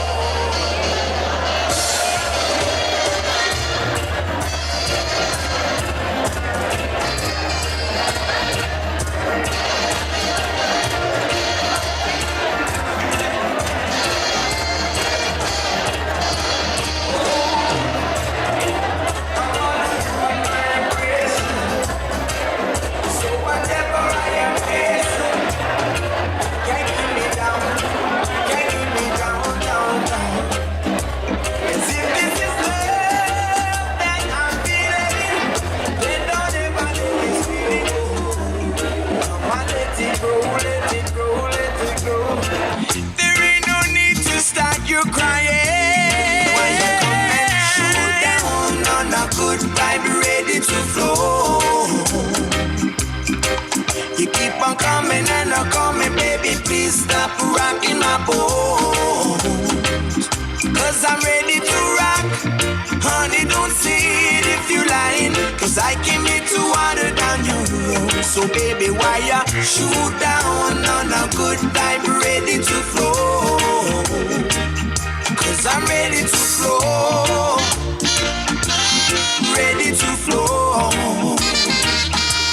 I'm ready to flow, ready to flow. Lady, please take it easy. All I want is some good vibration. Please say it if you need me to relieve you from that negative situation. I won't stop at nothing just to show you the light. Please, I'm begging not to bring me down tonight. Girl, if you can only meet me halfway, you realize all the words you don't need to say. Why you come and shoot down? Don't shoot down. Ready to flow. You keep on coming and I'm coming, baby. Please stop rocking my boat. Cause I'm ready to rock. Honey, don't say it if you're lying. Cause I came here to water down your road. So baby, why you shoot down on a good vibe, ready to flow. Cause I'm ready to flow. A beautiful vibe, don't leave me. Monkeys on my back, too easy. Cover me, baby, and I'll love you freely. I can give it, come and get it, you can have it all. I'll sacrifice everything that I have 'cause you move me. You and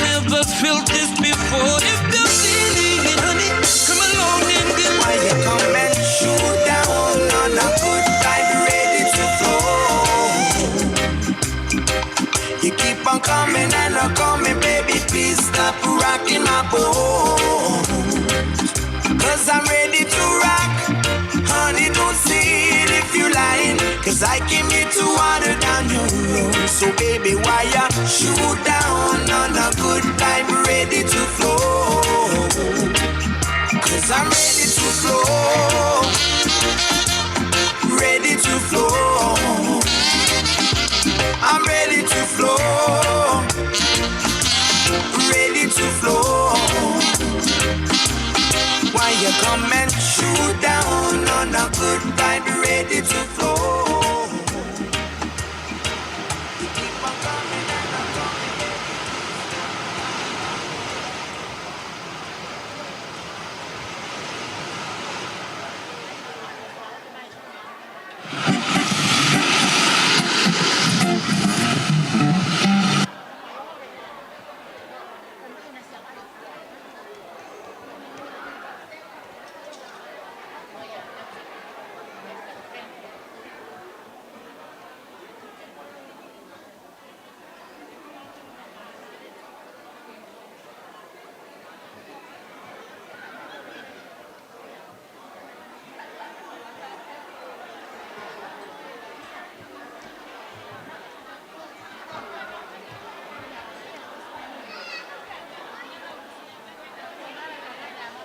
What you do, babe?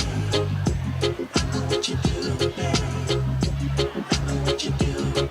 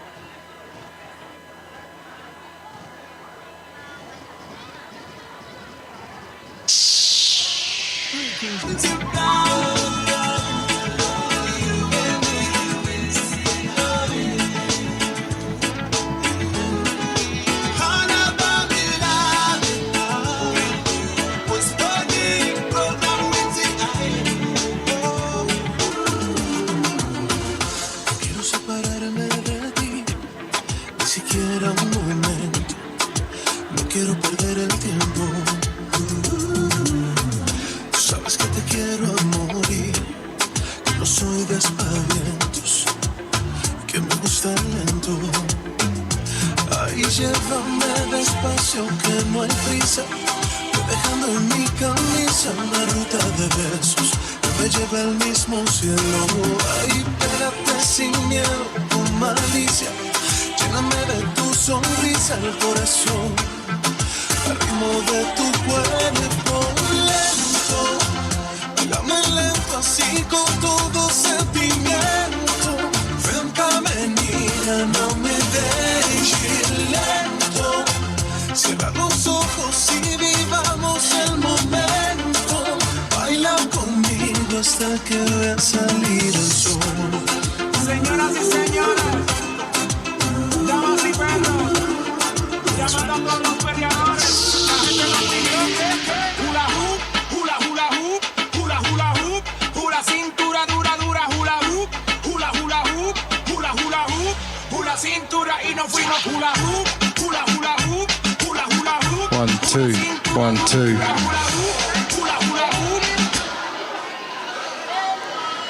Hello, please, if your registration is D for dog, F for Fred, 06, F for Fred, S for seller.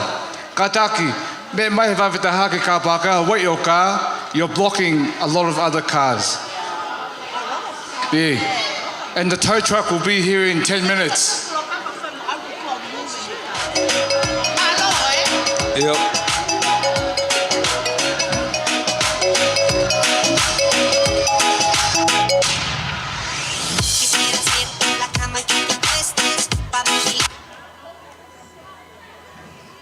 I've got all this love waiting just for you. I just gotta know that your love is true. Can't keep running, boy, in and out my life. Wanna be your girl now, 'cause the mood is right. Come inside tomorrow, will you hide? Will you be there?